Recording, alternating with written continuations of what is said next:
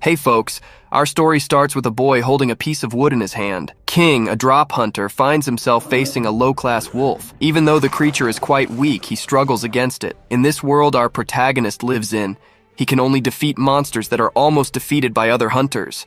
Now, one of those hunters, who is furious, faces our protagonist. At this moment, he wonders what will happen to him from now on. Besides not being able to face this creature one-on-one, in this world, he is known more as a burden to society. These are the hunters who can't fight monsters right away. As soon as he thought about what he should be doing to defeat this wolf, we see the wolf acting firsthand. The little creature charges at our protagonist, but he doesn't let it go unanswered. Armed with a shield and a wooden sword, he charges at the little wolf.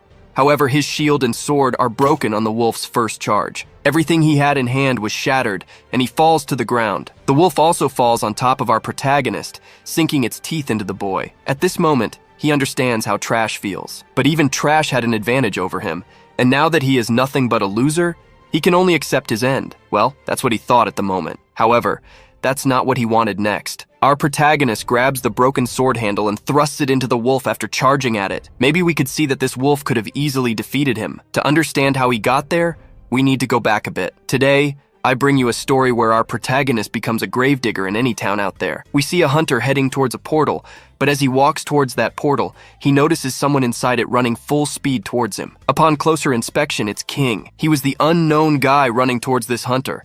However, what made him run so fast from that portal was the monster chasing him from behind. At this moment, he also wanted to catch our protagonist. But as soon as he emerged from that portal, we see another hunter there dealing with the creature that also wanted to come out of the portal. As soon as that creature was defeated by that hunter, we see our protagonist taking care of things. He even wondered what would happen to him if he let that thing fall behind, because in this world, it's worth a good amount of money. But even though it's worth a lot, higher-ranked hunters make the weaker hunters collect these things. Thinking about what he would gain from this job he did there, we see only one hunter who was nearby stepping on that box. After stepping on that box, he asks our protagonist if he had secretly taken one of those fragments that were inside that box. He, who has worked in this field for a long time, already knew the rules to avoid future problems, so he just tells what he did during that raid.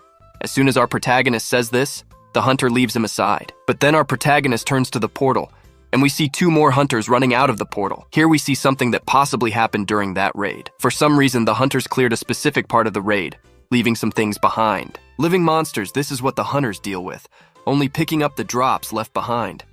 Our protagonist suffers greatly encountering these monsters along the way, but for him, all he's been through is now part of his life. Inside a bus, we can see him holding his reward for today. He only collected a small fraction of the leftover trash. Even though what he holds in his hand is quite little, for him, it's good because this money is no longer his. In the past, he borrowed $1 million from some loan sharks, and now he owes them a bit. After working hard on these drops, our protagonist has already paid half of what he owed. His thoughts are interrupted when one of these guys approaches him. The man offers him an additional job since our protagonist was eager for money. He offers a unique job that pays much more than what he earned from this ride. He wonders how such a high commission could be happening, and he didn't know about it. Since he's desperate for money, he could help them collect some things. Our protagonist, hearing this, simply accepts. Now, inside the bus, they follow the path to where they are going. Inside the bus, we can see people chatting among themselves. One of them mentioned that things have gotten much worse than before. Before, it was like they were playing, but now, the hunters want to put those with no fighting power in front lines and send them to high-level hides without caring about their lives. While they talk about this, we see our protagonist here listening to everything. 10 years ago, a portal connecting the real world to the abyss appeared in our protagonist's world. As soon as that portal appeared, many monsters emerged from it and wreaked havoc on this world. However, after the complete destruction of the world, hunters started appearing out of nowhere. They managed to deal with these monsters, basically cleaning up all the monsters in the world. Now they go to the abyss to take care of the monsters, but inside the abyss there are magical crystals. Not only that, but inside these abysses you could also find magical items like legendary weapons or common weapons, or even potions worth some money. This discovery led to the discovery of a new continent for the second time, which further accelerated the world's development. As the worlds evolved, so did the companies. They didn't want low-level hunters, which made our protagonist suffer a bit. His sister got sick, and he basically needed to pay for her treatment in the hospital, which was becoming more expensive. He says that if he doesn't pay, the doctors might have to disconnect some things. Our protagonist, who means no harm to his family, tries to find several jobs. But even after trying to find various jobs, he doesn't find any. His reputation declines, and due to this, people who trusted him start talking behind his back, which makes our protagonist desperate. At this moment, luck appears. A guy handed him a card that he could possibly become a hunter, but his rank wouldn't be high. However, for our protagonist, it was better than before. Now he sighs because he sees that his debt with Agate was coming to an end. Or what was that about? After sighing there, he ends up standing up because an extra comments to our protagonist that after getting $1 million from Agate, he kind of put all that into an investment, but he was unlucky to lose it all. Now he has to chase some money to pay it all back. Our protagonist already knew the mistake he made and lowers his head. Besides all this, he has a sister with an illness that was hard to cure, but she always needed our protagonist's help. With all these problems on hand, the extras end up asking why he continues to live. Ignoring these guys' stupid questions, she ends up getting to the point where she should have gotten to a while ago. Upon arriving, we can see some hunters calling for them, who were supposed to have started the raid a while ago, but the scavengers somehow took a bit longer.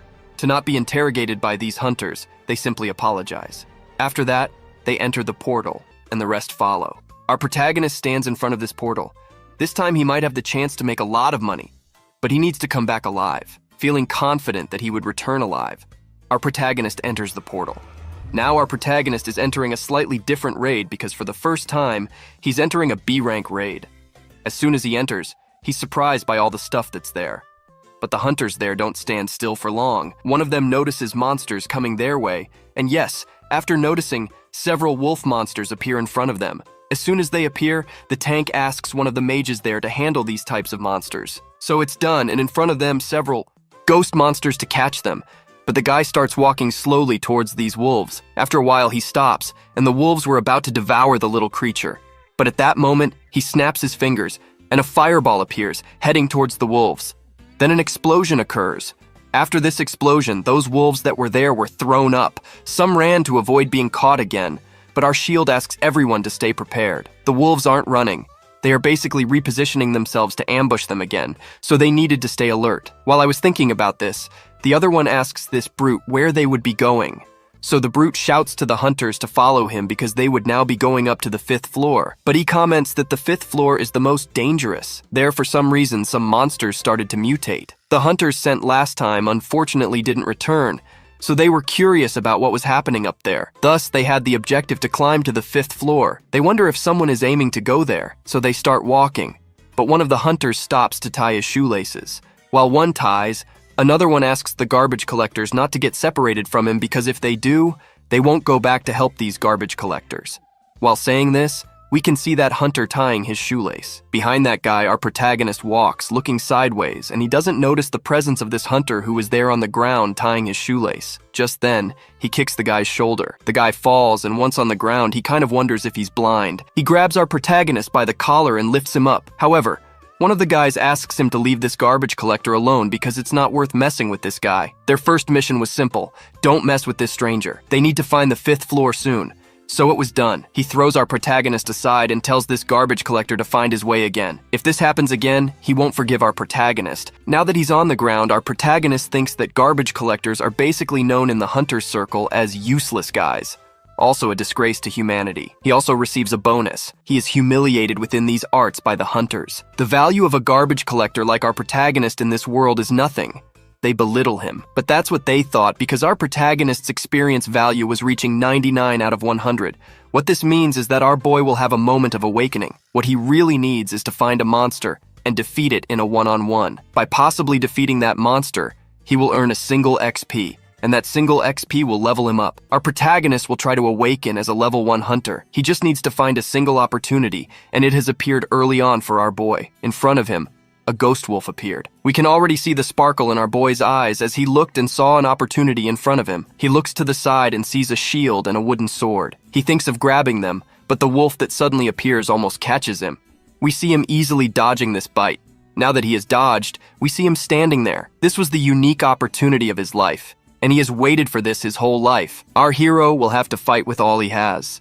As he said this, our protagonist starts walking towards that wolf. However, the wolf was also prepared for everything, but our hero was much more than just that creature, and our hero goes all out against it. He leaps towards it, then quickly jumps back with a piece of wood in hand, hitting its head. However, nothing happens. But that wasn't enough. He tries to strike its head again, hoping this time the monster's head would break. Instead, it's his sword that breaks, and the monster's head is unharmed. As he steps back, we can see his companions in the background urging him to leave, as this creature could easily overpower our brave boy. This might cost him his life. He hears this, but even hearing it from his friends, he stands firm. Not for long, though, as he soon has to run from the wolf. For some reason, the wolf leaves no opening for him to attack, despite being weaker. Sung, our deep web boy, realizes he's the one struggling the most, but he wouldn't give up easily. At this moment, our hero runs to a certain point and then jumps back, landing behind the wolf. He strikes its head with the piece of wood with all his might. As he damages the wolf, the scene cuts to another place. Here, we see the companions of our protagonist advancing, finishing off the remaining monsters.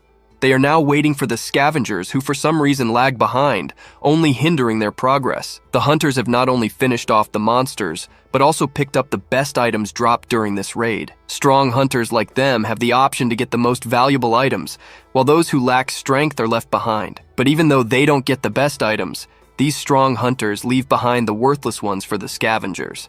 As one of them mocks the scavengers, another points in a different direction, saying that more monsters are approaching, and they need to deal with them. Returning to our main focus, we can see a scene where the wolf bites our boy's shoulder. He's thrown back, showing his despair, fearing he might die or be considered worthless. He doesn't want that.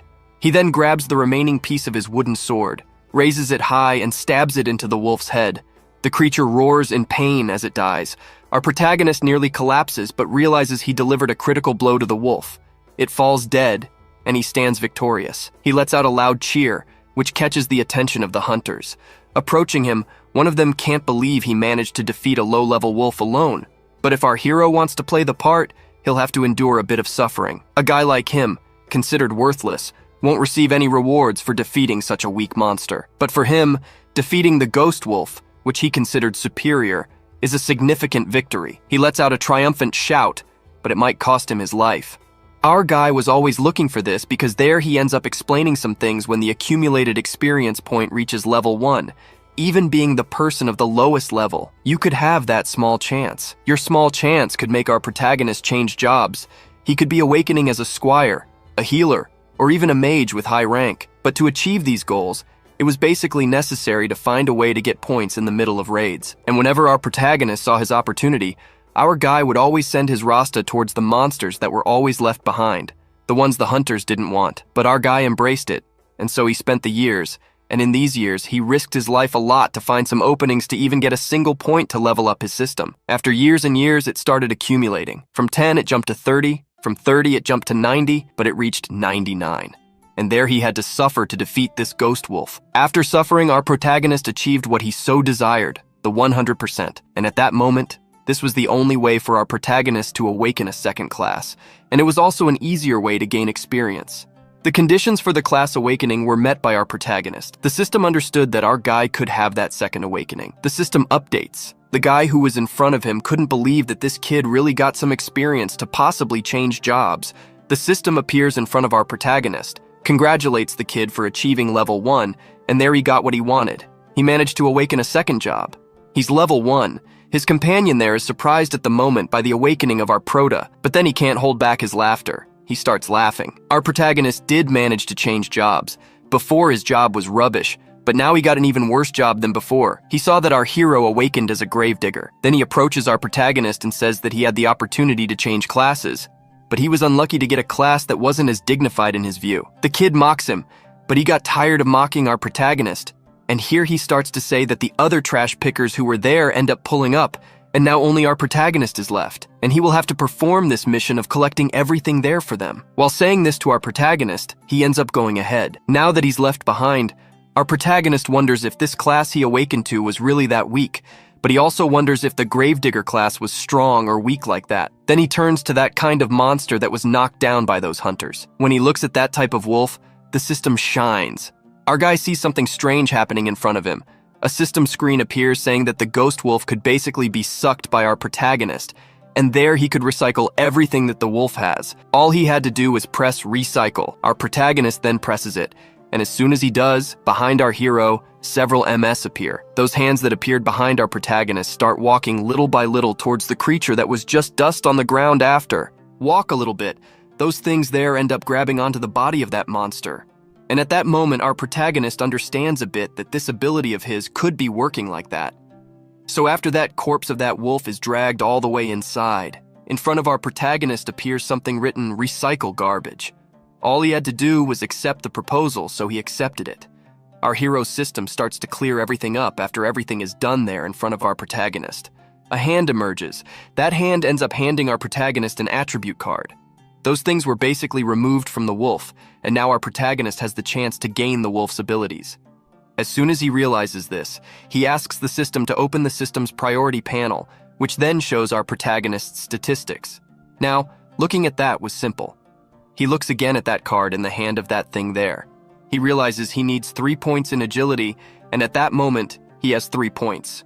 He ends up putting all 3 points into agility. As soon as he put those 3 points into agility, our protagonist then has the option to use that ability and the wolf's card in front of him. As soon as he realizes this from the system, our protagonist asks the system to put it inside our big boy, and our web-deep sug here starts to feel the rock entering him. And a round web, a green light circles the kid. But then, after closing his eyes and opening them, he realizes it's all over, but he feels a bit strange. However, he didn't have enough time to notice his new powers because someone calls for our protagonist. He needed to appear in front of them as quickly as possible, so it's done. He tried to run in a normal way, but it didn't work here, from the deep web, so he ended up putting one foot in front and with the other, he started running. But now it was different. With just one leap, he managed to run like he had never run before in his life. While running there, he stumbled upon a Vinhero and then fell face first onto the ground. Now that he was on the ground, he realized that maybe this was a skill he had gained from the system. However, to use the same skill he used here again, he would have to wait a bit. After waiting a while, it seemed to recharge, and he could use that DH again to run at that speed. Now understanding how it works, he gets up, but now he takes a closer look at it. And even looking at it, he doesn't understand how these abilities could work differently. However, he was eager to acquire other skills. So he looks to the side and notices several corpses of those same ghost wolves that our protagonist had recently sucked in. Those hunters left all of that for our protagonist, right? But at this moment, facing that pile of bodies, our protagonist realizes that he might not only be able to acquire the skills of those monsters, but also gain some kind of experience. All this that was appearing in front of him was thanks to the skill he had just awakened called Gravedigger. Realizing he could absorb that pile of monsters into himself, he activates the Gravedigger skill. After activating this skill, several of those appear behind our protagonist, devouring the wolves left and right. Then our protagonist is putting the new hacks to the test. After using that devouring system, our protagonist starts receiving infinite points from the system. He managed to earn points that in his life he took several years to accumulate, but this wasn't all that positive, it seems. The monsters our protagonist managed to devour did something different. Now our protagonist gained new abilities from the system, but he noticed something here. After devouring that many monster corpses, our protagonist realized that if he devoured too many monsters at once,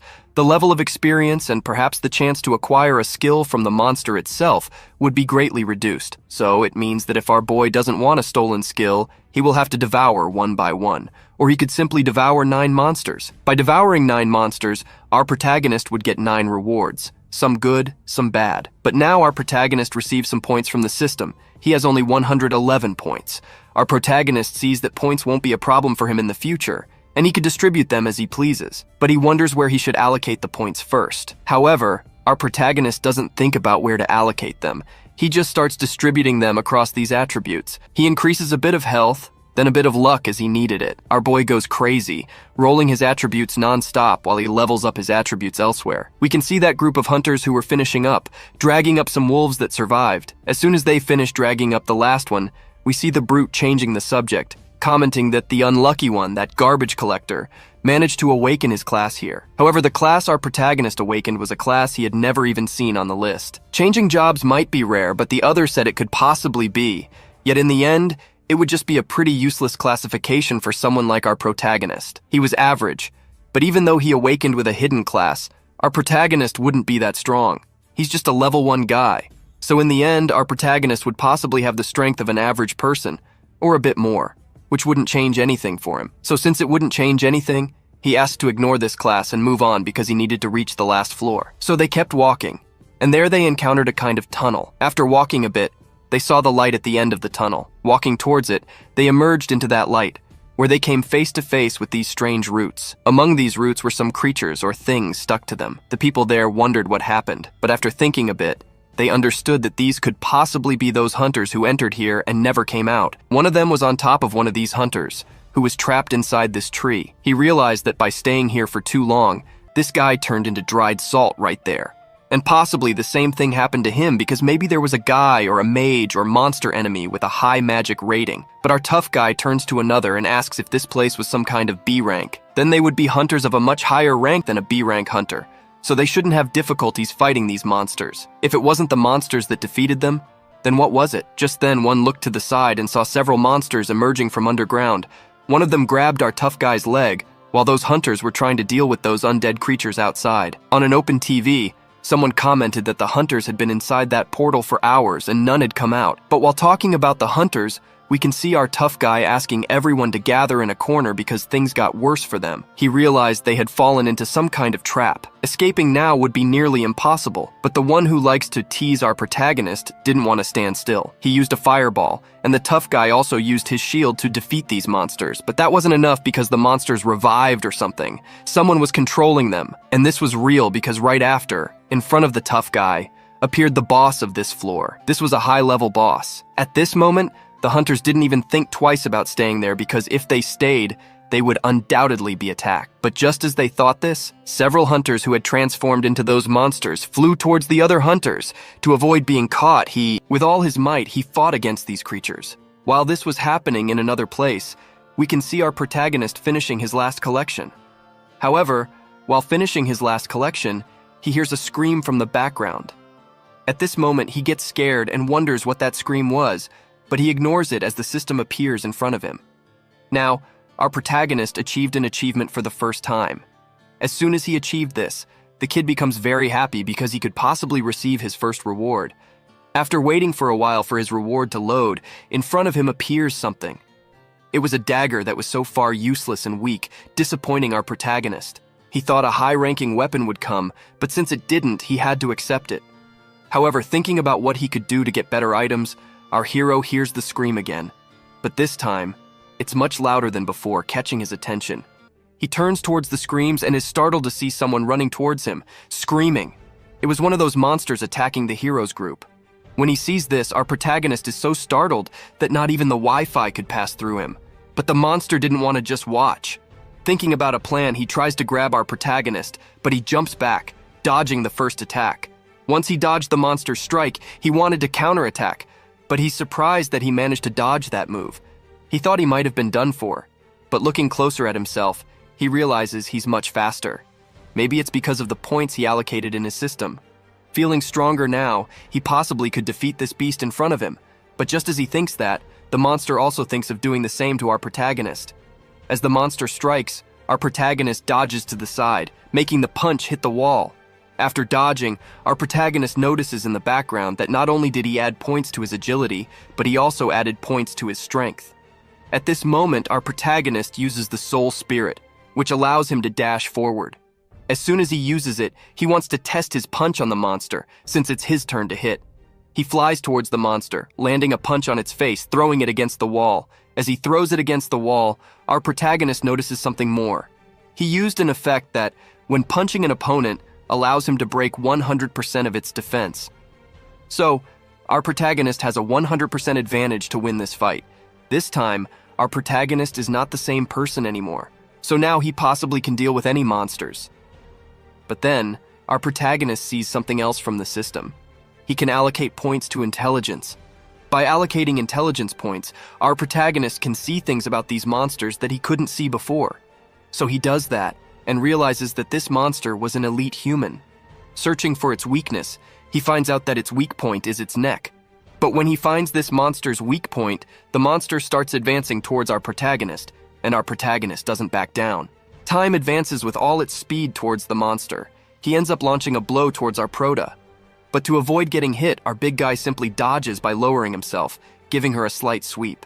However, here our protagonist, he was 100% in advantage. Now he was behind her because his goal all along was to find a weakness to attack her neck. So he ends up using that small card from the system that our protagonist just received from the sword card. So when he asks the system delivers it to our protagonist. Then our protagonist sort of uses his sword to hit the critical point of that monster. With just one hit from the sword, the monster stands there bewildered, wondering what it was doing. But then our protagonist realizes he hit the monster's weak spot squarely. The monster falls to the ground, and our protagonist kills a human parasite. As soon as it falls to the ground, our protagonist starts receiving new things from the system. But what he most wants to know is if this type of human parasite can be recycled.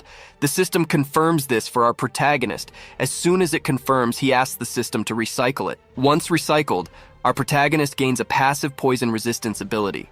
What this means is that our protagonist can withstand any type of poison, and by using that card, he could basically create an antidote to counteract the poison he had taken before. So our protagonist asks the system to create a type of poison for him to test. The system does so, creating a potion for our protagonist. Looking at this card, he understands that if he drinks it, the potion will be recreated as a healing potion. So out of curiosity, he starts sipping a little, thinking about what might happen. The system ends up recovering some of the life our protagonist lost while fighting the monsters before. But this potion not only didn't fully recover our protagonist, but also left him feeling perhaps stronger. He sets this aside for now. At this moment, our protagonist starts picking up the remaining points he had to put into intelligence. The more he puts in, the smarter he becomes. With this, our protagonist will be able to discover his opponent's weaknesses more easily. So, he distributes 5 points into intelligence, leaving our hero brimming with intelligence. While he was distributing his points in the system, he hears noises.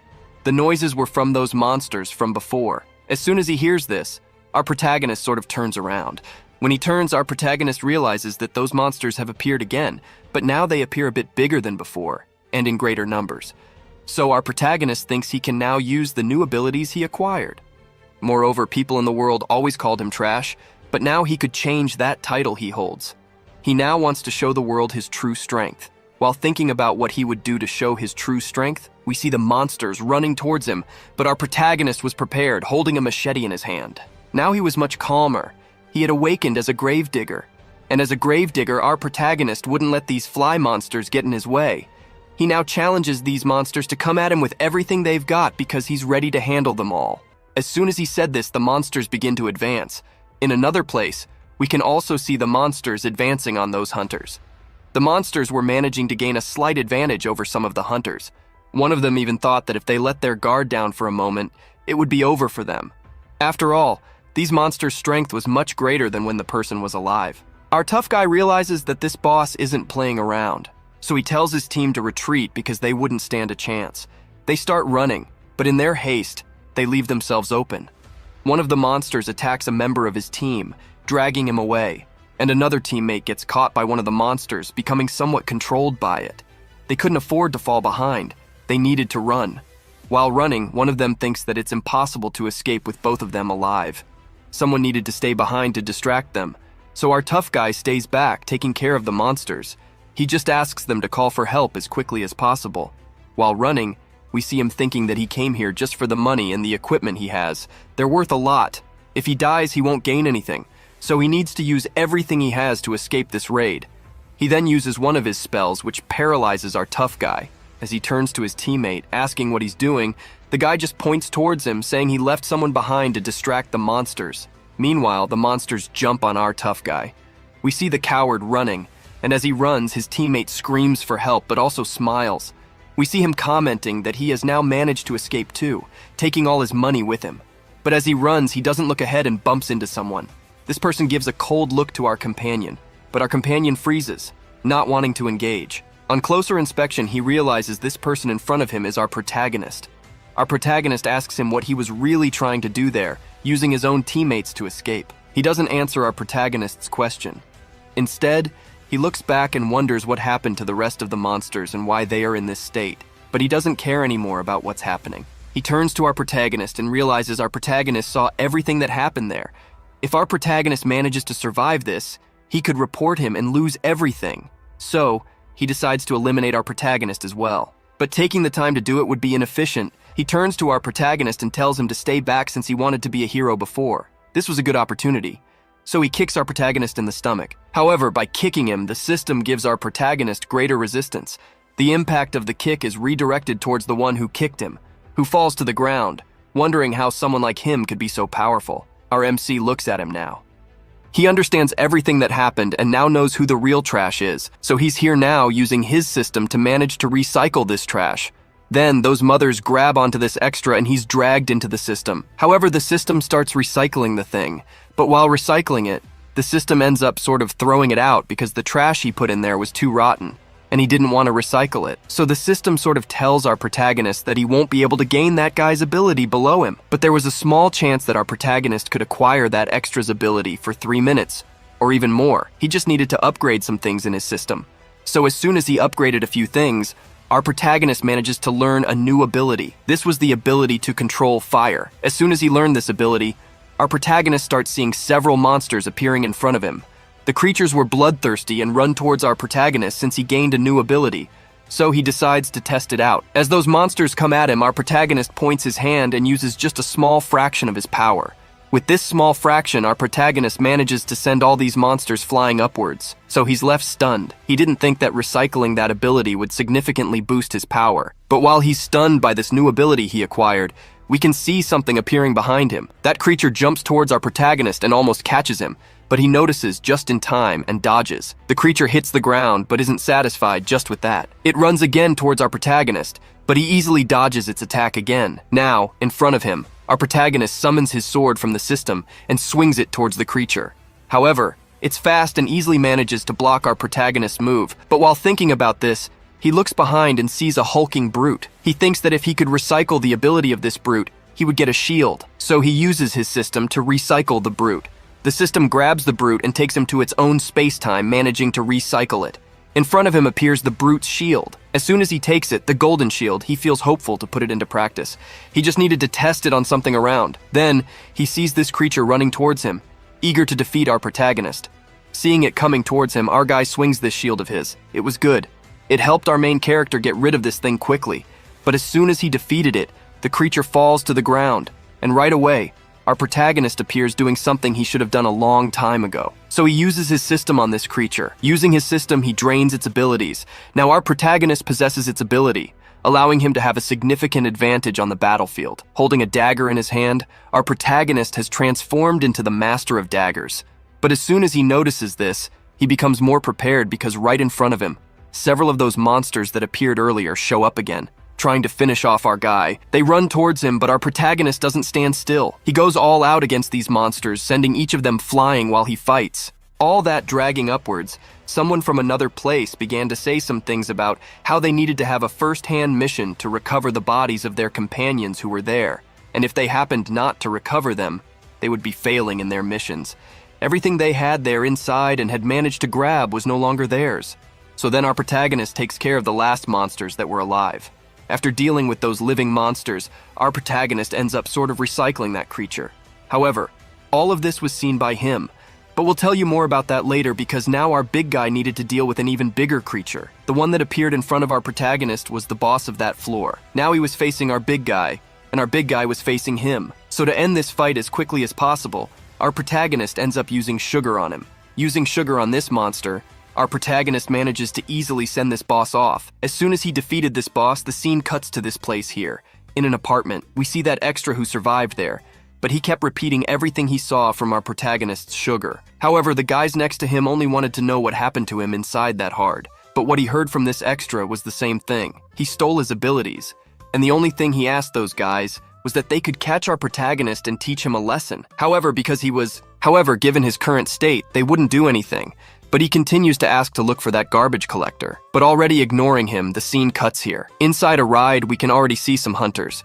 But while those hunters were gathered there, our protagonist was in the background talking to himself. He thought that the black market was a place where you could sell these crystals that you find in those RS, where you get a high percentage.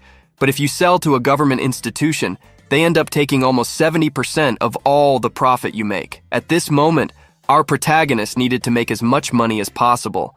And moreover, he needed to avoid drawing too much attention from the main big shots. At this moment, he just wants to make some money without even attracting anyone's attention. Our protagonist wants to take this little by little. That was his goal. But as soon as he said that, in front of him appears a leader of this group of our protagonist, who now tells them to be more careful since this was a raid that none of them had even entered before, so they should basically form a group. But those hunters who just got a new job could be getting close to the leader, as he is handing over a reward or a mission to this newcomer. But as soon as he says this, in the background, we can see our protagonist asking a question, wondering if they were basically satisfied that among them was a very weak guy. He was just a level 1 gravedigger. As soon as he said this, Geraldo there opens his eyes. Some even start laughing. He wondered how a level 1 guy like this was inside that. How did he manage to awaken such a trash class? He basically didn't need to be in the front line. He now just needed to stay in the back with the rest of the garbage collectors, and he could maybe evolve a lot here. For some, this was advantageous. For our protagonist, it was even greater. Our protagonist had a plan all along not to draw anyone's attention, and at this moment, he succeeded. And at this moment, he just didn't need to draw more attention than this point here from Geraldo there himself, so he needs to leave. But as soon as he thought of this, someone from behind appears there. That guy was clinging to our PR's hand and didn't want to let go. Seeing this, he ends up asking him to let go once and for all. So he lets go, but then he starts commenting that they didn't need anyone else in this raid. They already got the ideal people. But he ends up saying they didn't really need anyone. But however, there was one person missing from the group, and our protagonist, even being weak, would be welcome in their group. So our protagonist sees that he could still move forward with them. So he ends up kind of sinking back. Our white-haired girl looked at our protagonist, but then she revealed her name. At that moment, our protagonist remembered that he had heard this name only once before in his life. So memories of his past began to awaken. Our protagonist saw her in a very risky situation. She could have been dragged away, but from there he grabbed an old knife of his and tried his luck. He sent a monster dragging her away, and by doing so, he gained some XP. However, the monster fell flat on the ground, and our protagonist stood there, frozen. The girl behind him wondered if he was okay, but our white-haired girl was surprised to see our protagonist getting up. He was happy and shouted that it was a success. His experience had increased, so killing wolves was worth more than picking up trash. After leveling up a bit, our protagonist turned to our white-haired girl and asked if she was okay. However, his question was only to see if she was all right, but The protagonist turns to our fair-skinned girl and asks if she happened to be okay, but his question was really to see if she was okay. Just that, but his question is changed now. She then asks our protagonist if he was alright in the head, because he was risking his life to earn these small XP. But that wasn't the main point. She asks what level our protagonist was. Furthermore, she wanted to know if our protagonist was staying in this raid just to get XP or something like that, or if he was going into this raid to get other things. Our protagonist replied that he only came to this raid to get money, nothing more, nothing less than that. She then approaches him again and asks if he was risking his life for these small amounts of money. But as soon as she asks him this, he kind of turns to her and makes another one of these. These are the types of classes where people could change jobs at will. She here was even a rich girl, so for her to change classes wasn't difficult. For our protagonist, known throughout the world as trash, he didn't have money for the class upgrade, so he would have to risk his life nonetheless. Furthermore, he ends up asking her why she was also risking her own life to fight these monsters, since she has no reason to want to fight these things like that. So after asking this question, she quickly responds, saying that she was doing it to protect the weakest. Furthermore, her life goal is to become the strongest person. But then, she ends up asking our protagonist why he wanted to change jobs so badly. He just ends up replying that it was just to protect his family, the thing he loves the most in the world. This was something that she liked about our prota. Asking his name, he reveals his name as Websound, or just our Kingin. So after hearing our PR's name, she introduces herself as well. After introducing herself, she waits for our protagonist in the future, because in the future, they could basically be friends again and fight side by side to defeat some monsters. Well, this was a good proposal for our prota, so as soon as he heard that, he ends up accepting right away. So after accepting the proposal, she asks our protagonist to be a little more careful. The world out there was dangerous, so he just needed to get strong. While thinking about this, from the background, two bodyguards appear and approach her, asking her not to wander around anymore, because it would be dangerous. And furthermore, she asks the trash collector of our protagonist to leave near the lady. As soon as he leaves, dragged away, we see her trying to apologize for things, but still, she is dragged away, unable to talk to our protagonist. She simply throws something in our prota's direction. He ends up grabbing it. What he grabbed was a kind of reward for him having sort of protected her there just now. Understanding what she meant by that, he simply turns away, because now he ended up leaving to basically level up his class. Our story continues in the next chapter of the previous one there. We can observe this guy taking advantage of our protagonist, saying that someone weak like him shouldn't be here. Furthermore, he questions how he got accepted into their group, stating he shouldn't be lagging behind and should start moving now. So he starts walking, not wanting to become an obstacle for them. He notices our protagonist, who is almost ready to enter the portal, instructing the weak ones to grab their equipment because they're about to enter the portal and they don't know what's inside. Everyone agrees, and now they're ready. Our protagonist thinks he needs to do the job much better this time because he has a chance to earn some good money. However, he managed to get some things from the previous abyss. Now, he has a shield and a skill that allows him to wield 2 daggers in his hands. But the main focus is on another skill, the Basak skill. This skill gives him a significant advantage, which is already noticeable ahead. With this skill, he can finally take down any monster effortlessly. The proof that he'll survive this time is that he also managed to absorb a more special monster, the previous boss of the Ra. That allows our protagonist to have extremely high regeneration, which is also a crucial focus. Our protagonist has managed to balance all his abilities quite well, and the points will be distributed among attributes, allowing his abilities to become stronger over time. After all, he was the only one who managed to pick up everything recyclable in the previous Ra. Now, he just needed to get 6 more points to get the pair of N. But at this moment, he ends up using the Attribute Recovery Observation Eye skill. Then our protagonist starts seeing some attributes of his companions. Upon using this skill, our protagonist realizes that the points he distributed among their attributes weren't as significant as he thought. He found out that his strength was 12, but his companion, who has 100 strength, saw a huge difference between them. So, our protagonist didn't have to worry. But then, he feels something trembling on the ground, and fearing it, looks aside, only to realize that it was just the wall next to him coming at him with full force. After making that noise, the group turns around and realizes there was almost an earthquake. But looking back, they see it was our protagonist hitting the wall. He puts his hand on the wall and comments that the dungeon structure is a bit unstable, so they should be careful. However, their attention is not even directed towards him, because right after that, a figure finds a box, and someone approaches, saying that it might be difficult to open the box because it needs to have. There was someone in the group who had the thief status, so he only thought about leaving to be opening up ahead. But at this moment, we can observe our protagonist appearing in the background, saying right there to everyone that he wanted to at least try once. He then approaches the chest, moving it a little here and there. Our protagonist manages to open that chest completely. As soon as he opened that chest, someone approaches and realizes that the skill of picking locks was not something our protagonist should be able to do, because it was required at level 5. So our protagonist refutes him, saying that an awakened one can learn various skills, and furthermore, there might be that small chance of a level 5 skill coming to someone at level 1. So, after taking all the resources from that chest, the leader appears and collects all the cards that were there and puts them in his system. Then he asks his group to get ready, because now they would be starting to climb to the next floors. But it was at this moment that our protagonist noticed something else happening. So he asks the one who was in front of him to stop a little. Not understanding, she stops. At this moment, our protagonist, who was holding the stone in his hand, simply throws it towards those walls. But when throwing it, certainly in some points, it ends up hitting some traps.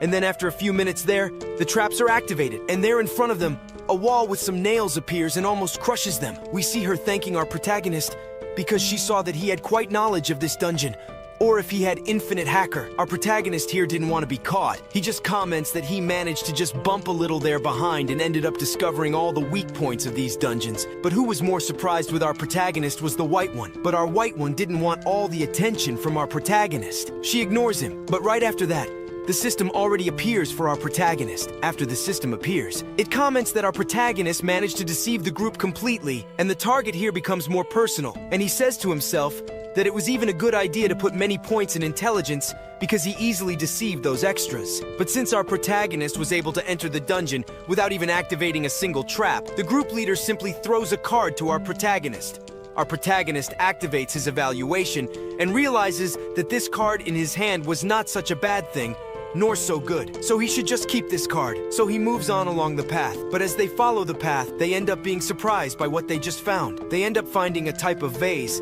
and think that here would be the final level. And this place where he arrived could be like an abyss. That here would be a kind of bonus room that they could be taking everything they want. But in front there was a cup with some red things inside it. Above it, there was something written. The system already comments that this place here was a kind of abyss where there was a unique treasure. But within this unique treasure, there was also a unique monster. But at that moment, a tank approaches that thing that was floating over that cup, and it grabs it from behind. Our protagonist simply appears asking him to relax a bit, because things here were getting strange, and if by chance they messed with something wrong, they would be screwed from then on. But he said he was okay because all the experiences he had in that abyss were different and they shouldn't worry. He even removes that plate with something written from that cup. But when he removes that thing from the cup, something starts bubbling inside it. And then the system appears and comments that a blood swarm would be happening at that moment. And from that cup, something begins to emerge. And it goes up. Our group is surprised by this and prepares. Then one comments that there wasn't even a treasure there, but a trap.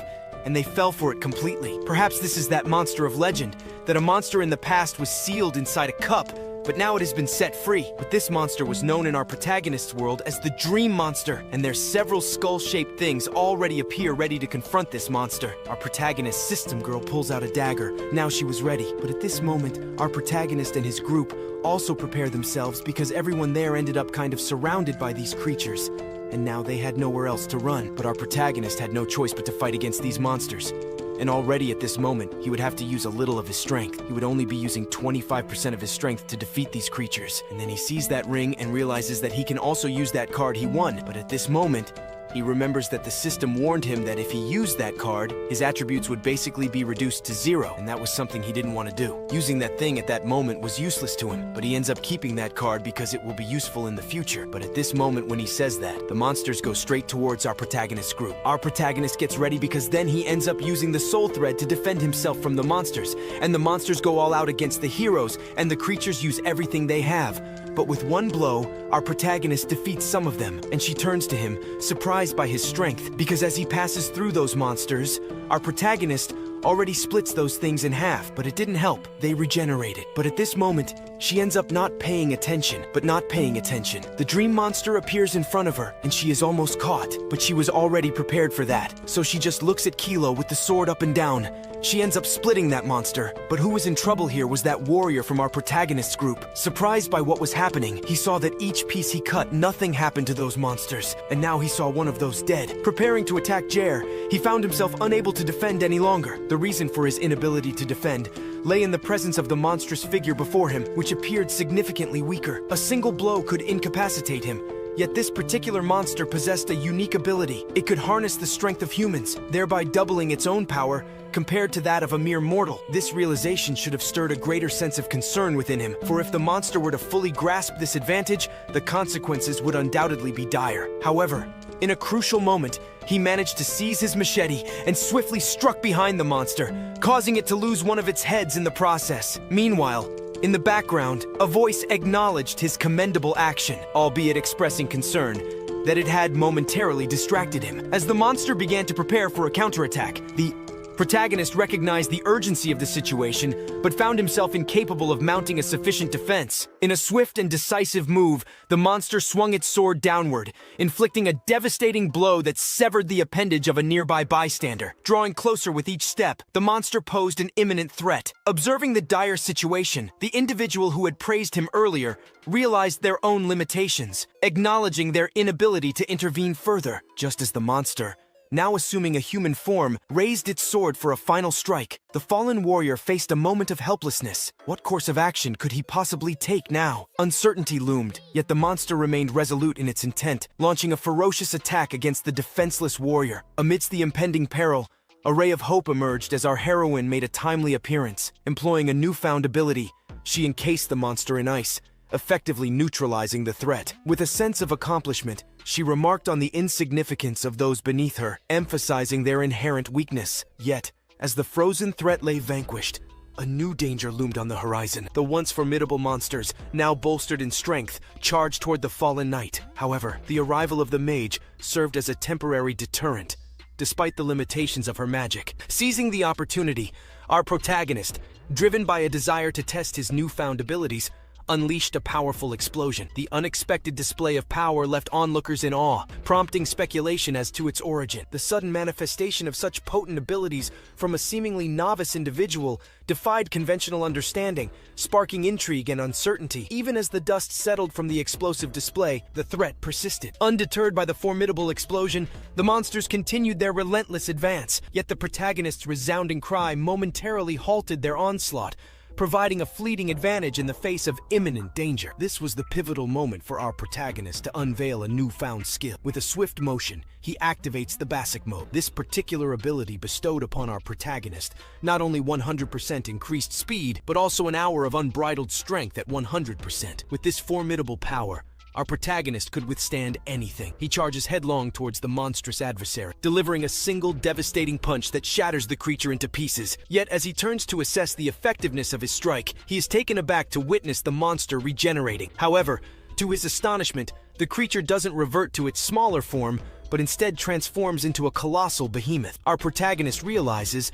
that the situation has escalated, and the prospect of defeat looms. Despite this, a glimmer of satisfaction shines through him, for he has achieved something he desired, the ability to mimic a certain skill. Yet his satisfaction is short-lived, as he questions the unexpected appearance of a king-level monster. Such creatures were not supposed to inhabit a zone designated for lower-level encounters. This anomaly perplexes our protagonist, leading him to question the very fabric of reality. However, amidst his pondering, he discerns the reason behind the monster's unprecedented evolution. It has absorbed a fraction of his formidable strength, elevating it to a level akin to that of a king. As a monstrous entity reaches out to seize him, our protagonist deftly evades its grasp, causing it to clutch at empty air. Yet, despite his evasion, he finds himself sprawled on the ground, confronted with the harsh reality of his adversary's formidable strength. Nevertheless, he refuses to succumb to despair, realizing that his attributes are comparable to those of his foe. With a mano combat rendered futile, he acknowledges the need for an alternative approach. In the midst of his contemplation, his companion intervenes, urging him to retreat as she prepares to showcase her own prowess. Surprised yet reassured by her determination, he watches as she confronts the monstrous adversary head-on. Recognizing the need for a battle of equals, she stands ready to face the challenge. As the two adversaries prepare to clash, the monster strikes with lightning speed, catching her off guard. However, she swiftly turns the tables, utilizing the monster's own limb as a conduit to draw herself closer. With unparalleled determination, she grasps her blade, imbued with the chilling power of ice, and drives it into the heart of the beast. Yet the monster, ever cunning, counters her attack, freezing only a portion of its limb to thwart her efforts. Undeterred by this setback, she presses on, her resolve unyielding in the face of adversity. As the monster closes in for the kill, she braces herself for the inevitable clash, knowing that victory lies not in retreat, but in the relentless pursuit of triumph. The monster, attacking her, ends up stopping because she ended up using a skill that was quite potent. There, a shockwave ended up appearing inside that place. In the background, we can see our protagonist along with her group watching the fight that was happening. At this moment, she activates a flag that will make her much stronger, but she ends up putting it on the ground. Then the system appears, saying that it kind of inspires the speed of the allies to increase by 30% within a radius of 50%. After that, being stuck in the ground, ice begins to emerge from that flag, covering the monster completely. Now the monster was totally frozen and she could easily kill it. Her speed increased a lot, so she will be using it to her advantage. The Ice Dominion was specialized in containing the monsters here, and even though she still can't send this train to drag up, she will at least be able to hurt this train a little bit. But even the frozen monster was still strong, only that here she possibly ended this fight because here now, she ended up splitting that monster in half. Here, possibly, our comment that her ability was a legendary profession that was only chosen by one person among those lucky ones. But currently, our protagonist was eager to see who was the strongest, that monster, or our little white girl. Our protagonist wanted to see which one was the strongest, that girl who had the powers of the gods, or that monster who had the powers of our protagonist. But oh well, the hope of being able to send that monster to drag up was low, because even his biggest blow didn't work against that monster. The monster ended up removing that ice carcass that was between him, and he moves back. And underneath, we then see our little white girl looking up. Only that, while looking up, she ends up kind of seeing that monster, already attacking her again, and those arms go all out on her. She stops to not be caught, ends up dodging, and even though she is Class S, her strength is much lower than she was always put last by her brothers and sisters. And even though her last name belonged to an extremely powerful family, her own family always left her till the end. She was the weakest of the Lu family. This was the person who was always laughed at by her family. She always ended up losing in a one-on-one, never having won against a monster or anything of the sort. And now here she was, almost being defeated by the monster. But then, she remembered those people in her family who always laughed at her, calling her weak, or by someone as weak as she was. She was a part of that family,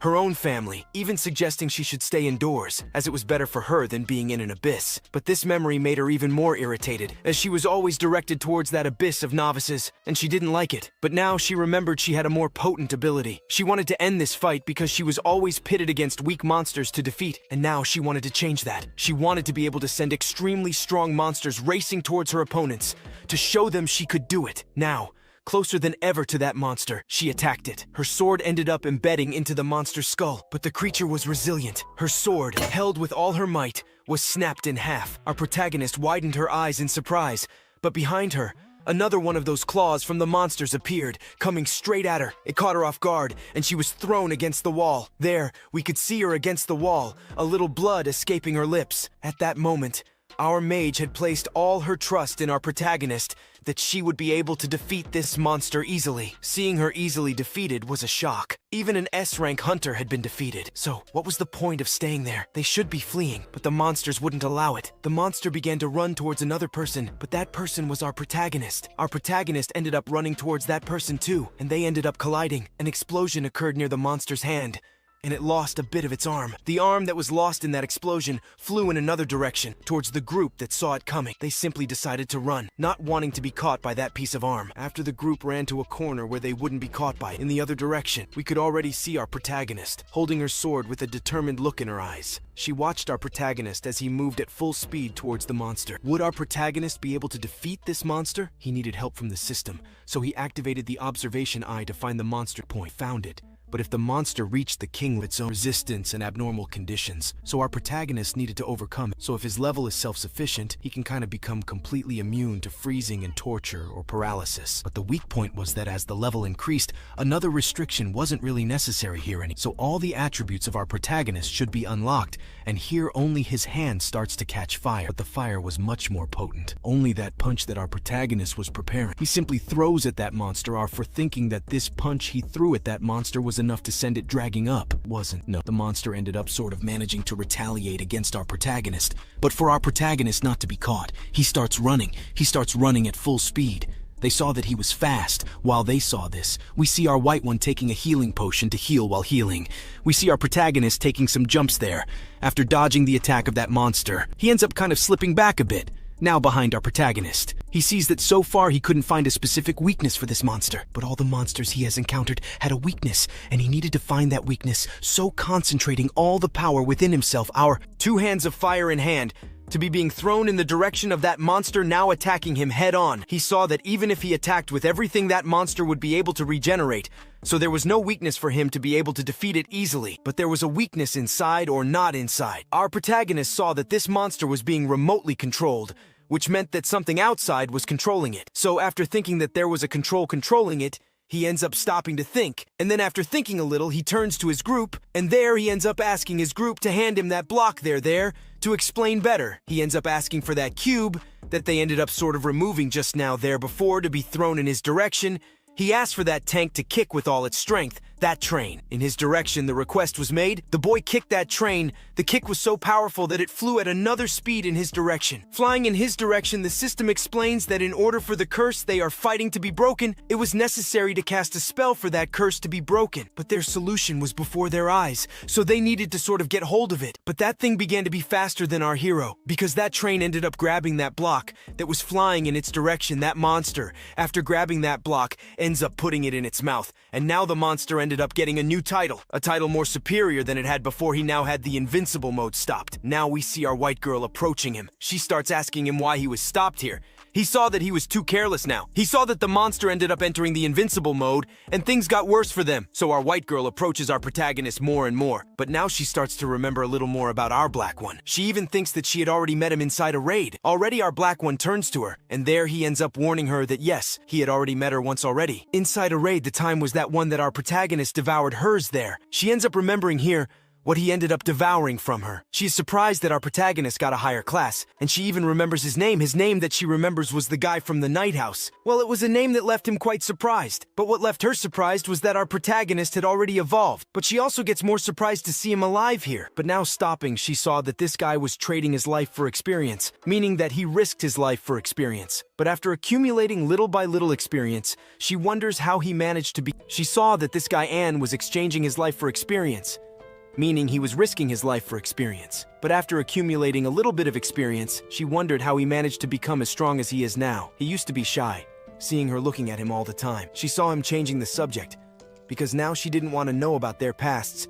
She wanted to get rid of this monster, as their main goal was to defeat this creature of sleep. Here, they and the hunters groups would have to give everything they had to kill that creature. But to kill it, she would be using her ice mastery. With the help of her ice mastery, she would be able to stop that monster for a few minutes. But those minutes would be enough for our protagonist to defeat it. What the group really needed was to prepare, as they would have to deal with the monster to divert its attention, while the hunters drew the monster's attention. Our protagonist would be giving her all to defeat that monster in front of her. Our protagonist commented with them there that alone, they would never defeat these monsters. But if both joined forces to fight this dream monster, they could certainly defeat it. So, he asked her to agree to this. She then ended up saying not to worry because she was in, and soon thinking that it was just the two of them fighting these monsters, we can see that mage in the background saying she was eager to fight alongside them in this fight. Other groups also end up being motivated to want to get out of this mess. And to get out, they will have to fight this stranger until they win. And since everyone joined together to fight these things, he asks everyone to prepare, because everyone from our protagonist group will have to end up alive to tell the story to everyone. As they prepare, the monster also prepares. That thing they have as a goal to catch ends up being completely merged within that monster. But unfortunately, they will only have 5 seconds to remove that thing from inside the monster. If by chance 5 seconds pass, they will never be able to get out of this mess. But in 30 seconds, it will be the ideal time for them to send the monster flying. So, he turns to the group and asks them to distract this monster for just 30 seconds, as the order came from our leader. Some of them don't give it much importance, but as it was to stay alive, our hunter here has an extra motivation. He wanted to get out alive from this place. So, he goes with all his speed towards this monster to attract its attention. Not only him, but also the rest. But just as he screams, he ends up also activating a new ability. His activated ability ends up increasing some things from the other groups. The fatigue spirit of our white girl increased a little, and now it's at 100%. The magic recovery speed increased by 15%. After that, she looks in another direction. Now she doesn't understand how this was possible, so she sees that she couldn't underestimate our protagonist's group, because now they will have to give everything to catch this monster here. The two point in the direction of this monster because now they wanted to catch it once and for all. The warrior, who was in pure hatred, ends up running at that speed towards the monster. As soon as he got close to the monster, he starts cursing everything at the top of his lungs. But by speaking those wonderful words to this monster, in his view, he ends up getting what he wanted, the monster's attention. The monster starts to attack, its tentacles rushing towards him. In order not to be caught, we see in the background are asking our mage to take care of the rear of our warrior. Shortly after she asks for this favor from our mage, we see her performing some kind of magic. After a minute of trying to invoke the magic, she manages to release some lights from it, and these lights speed up towards the monster in front of her. However, the monster is not caught by these lights because it ended up using its tentacles as a lure and got hit on its tentacles. Since our protagonist was observing everything that was happening, he discovers a weak point of this monster to defeat it completely. Someone in the group needed to cast a fireball at this thing, a powerful fireball to break a certain shield. Our white surprised and confused about how someone would cast this fireball because there was no one in her group with such ability. We see our protagonist preparing now. He is preparing because he will be testing a new ability. She surprises, wondering how this was possible because our protagonist at the moment wanted to be removing that plate from inside the monster manually, so she thinks that maybe he found a way to be able to grab that plate. But then he puts his hand in front of her. Our prota commits to his plan that he would be passing through the body of the dream monster, so he would be able to capture that plate. Our white completely understood the plan of our protagonist. So as a way to help our protagonist, she will attract some of the attention of that monster. So she runs up to that monster to attract his attention. But only she alone will not be able to fully attract the attention of that monster. So an archer in the background appears there. The archer from the background starts shooting at certain points. But one of the main points was to shoot up hitting the ceiling there. Our white asks him to drop some rocks that were on top of that monster a little bit, And so it is done after hitting one of the arrows in a very specific place. The rocks that were on top of the monster end up falling on top of him, and he is almost buried there is not because our white appears from the other side. She ends up taking that flag of hers again as soon as that explodes. We can see her saying that she would be freezing now. The monster will be frozen so that next our protagonist can do that damage good. But our back plan only watched those debris falling on top of that monster. But he prepared the exact moment for him to be able to run away. Thinking he runs behind, we can see our white running too. She was prepared to freeze this monster. But the monster ends up realizing the presence of the two, so the monster starts attacking our who was ahead. But those tentacles end up not catching our door. Because he managed to easily dodge after dodging completely, he ends up realizing that he managed to be injured anyway. But he has an ability that allows him to completely regenerate, and that will be helping him to be able to enter inside that monster and maybe remove that plate so they can beat this bug completely. But at this moment we see our white, who now prepares. She puts that flag on the ground, because now after doing this, we can see the floor being completely frozen. And it is the feet of that monster that was frozen. The bottom part could no longer move. Meanwhile, our door jumps up on him now over him. We see him at this moment, trying to find an easier area for him to be entering. And there he realizes he needs to be fast enough there. So he ends up activating the Fury of Speed here. 20 plus 20 speed points will be added. But he also ends up adding a toxic potion. But since he has that system there, that ends up turning any kind of poison potion into a good thing for him, he ends up gaining 15% more speed. And there he also ends up using the potion card that was useless to him just now, but at this moment could be quite useful. So our protagonist ends up adding 15% in defense and also in speed. Now our guy has everything he needs to be completely inside the monster. He needed to be going completely inside it. So at high speed, we see the monster trying to defend itself with its tentacles. The monster also finds a weak point in our hero. So with one of its tentacles, it attacks him. He realizes he ended up being discovered to avoid being caught and easily dragged up by this monster. He ends up using his arms to defend himself. The group of heroes is amazed to see that our guy managed to make him in a row. Then he is thrown back, falling to the ground. We see him saying that for the second time he failed as always. A guy who was recognized as garbage losing the fight again. Well, this was a due place for our prota, but he ends up smiling at this moment. He ends up thinking that he should do something else. So he ends up activating his recycling system behind. The system appears, and it ends up devouring our protagonist, since at this moment, our protagonist sees himself as an object to recycle, and then he ends up sort of entering into it. After being devoured, the monster remains still, his group surprised by this, trying to understand how this was possible. But minutes later after that event, we can see our protagonist coming out inside that system of his. Our PR ended up recovering some things, but at this moment the system explains that he was not something that could be recycled because he was still alive there. So that thing that was almost being recycled was to be thrown away again, and that would come back with everything for our prota. He ends up sort of using the strength of that in our big guy, allowing him to now become much stronger than he was before. And he will be using this monster now to know if our protagonist will be able to send this monster he found in front of him. Will you be able to kill? Unfortunately, we here will have to be finding out in the next part. Our hero from Aaliyah ended up sort of self-recycling and becoming much stronger than he was. So, he ends up having a little more speed, allowing him to become much faster and stronger. As soon as he self-recycles, he starts running at high speed towards the monster in front of him. After running, he simply goes through this creature. But his goal was to go through it to be able to grab that plate that was inside it.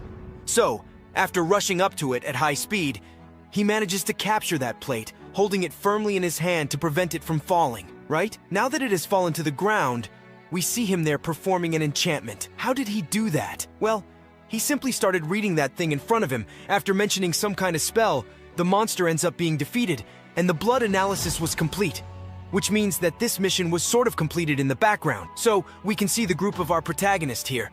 One of them didn't believe that everything here was over. Our little white girl also didn't understand if she won or lost, but she saw that she was alive. Minutes later, we can see the XP going to our protagonist group. Each one of our protagonist group ended up receiving some XP. The mage kind of managed to get one of strength, 6 of agility, and 16 more of intelligence. The other companion almost got the same thing. But the most different from here was our little white girl. She got something different. She even got 32 of strength. But no one lives only by strength. So for that, the system put 28 more of agility, 38 of intelligence, but also luck increased by 34. However, we've already changed places, and here we see our protagonist.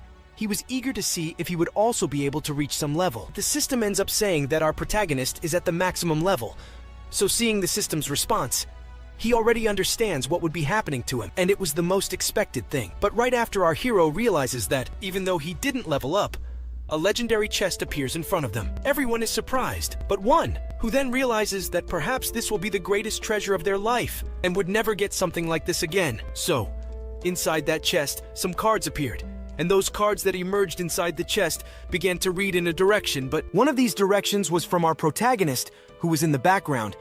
There simply raised his hand, and one of these came into his hand. But what came into his hand was a sword that even the look isn't till good, because its attack level was 88, only needed a level to be able to use that sword was level 10, since our protagonist is at level 1, and maybe he has a maximum level limit. Maybe he can somehow use this sword. Soon then the system appears, and there informs our protagonist that he did not have enough requirements to be able to use this sword. So seeing that he could not be using such a good card as this, he unfortunately ends up throwing that away, and sees that it was a waste to throw this away. But as soon as he looks forward, we see then several cards on the ground, but the scene has already changed to our white one, because, well, she appeared there near our protagonist to just deliver some things to some good cards there, because what she would be doing was just to reciprocate what our protagonist did. Our pro, who was a little stunned, just stays quiet watching everything that was happening. But at this moment, he needed to say something to her, so he ends up calling her. So he ends up asking her a favor. But well, this favor is not told to us for now. Here, so our scene is changed again, but here it is cut out for us from the portal outside of the portal. We see several Argentines that were there waiting for a certain person. This person who was with the phone in hand ended up. A team of rescuers, a strong one, not a weak one, was requested to appear. Then they saw the need to enter, but it wasn't necessary, as from inside the portal, some shadows appeared. Shortly after, those shadows started advancing in their direction. We discovered who those shadows were, our white one, along with their team. As soon as they appeared, we saw the guard, happy to see that she was completely fine. One of the journalists who was there, just waiting to see what was happening, approached the young lady to ask what was going on inside. However, upon realizing that she managed to come out without a scratch, he found out that she managed to finish that abyss alone. But then the guards approached our white one, who asked the guard to step back a bit. She then commented that this portal was too easy. So, at that moment, she bid farewell to the rest of the group, feeling a little happy but still confused. So we need to go back just a little to that moment when our protagonist wanted to talk to our white one. Our protagonist comes up with the idea that the LM group shouldn't be having money problems. Moreover, he's selling his share of the loot to her. Plus, he'd give a 50 magic crystal discount. She understands what our protagonist wanted to do, but she still couldn't grasp why our protagonist didn't want to receive all that visibility, since she managed to clean up that dungeon completely. But our hero insists, asking her to just relax, let our protagonist escape in the background, as he had something very important to do. He asks her to treat our protagonist as an extra, not to talk to him, or just pretend she never met our protagonist. She understands what our protagonist meant. So he leaves and talks about some things that needed to be discussed in the future. After our protagonist leaves, we return to real time. Here we can see our white one even more confused than before. She still doesn't understand what our protagonist was planning. She doesn't know what our protagonist wanted to do, but we do, because inside that portal, we can already see our hero. He's sitting there near the thing that our protagonist exorcised, the little creature that was fighting against him. As he sits there, our protagonist starts putting his hand towards it. After approaching, he notices some goo coming out of it. With a smile on his face, our protagonist realizes that he needs the strength of this little creature. So he simply asks if the creature doesn't want to be like an old rag for the rest of its life, or something abandoned, to give up everything and join him, join his strength. Without resistance, our protagonist calls for the system, asking it to recycle that creature's blood. After doing this, the creature is captured and sucked into his portal. After being sucked in, our protagonist unlocks some new abilities. This ability will allow our protagonist to copy another person's ability, or basically copy the other person. And if the person is strong, he'll get the same strength, but he'll only have 30 seconds to use that ability. So, things just got interesting. He feels all the power inside him now, as he's now fully powered up. Our protagonist needed to find himself in other battles, as our hero needed to get stronger and stronger. We encounter several setbacks or obstacles as he tests these new skills he's just acquired here. But scene cuts to somewhere else. Here, in an open place, we see our protagonist inside somewhere within this place. Our protagonist was taking something, But at the same time, he was looking at a system screen. Here, he was looking at his skills and attributes he had in there. But when looking at those items, that they had made the highest item requirement level, they were basically handed over to Leakin. The supervisory group didn't even dare to want to look at the equipment our protagonist had there. Well, perhaps the reason was that the equipment there on hand wasn't that good, or something like that. He even picks up those items that were there, seems to be throwing away or trying to discard those things because our protagonist saw no reason to be carrying those items in his hand. And now he even starts to think about what he would be doing with all these items here. Not even worth selling this stuff. He doesn't even know where he should be throwing this stuff away.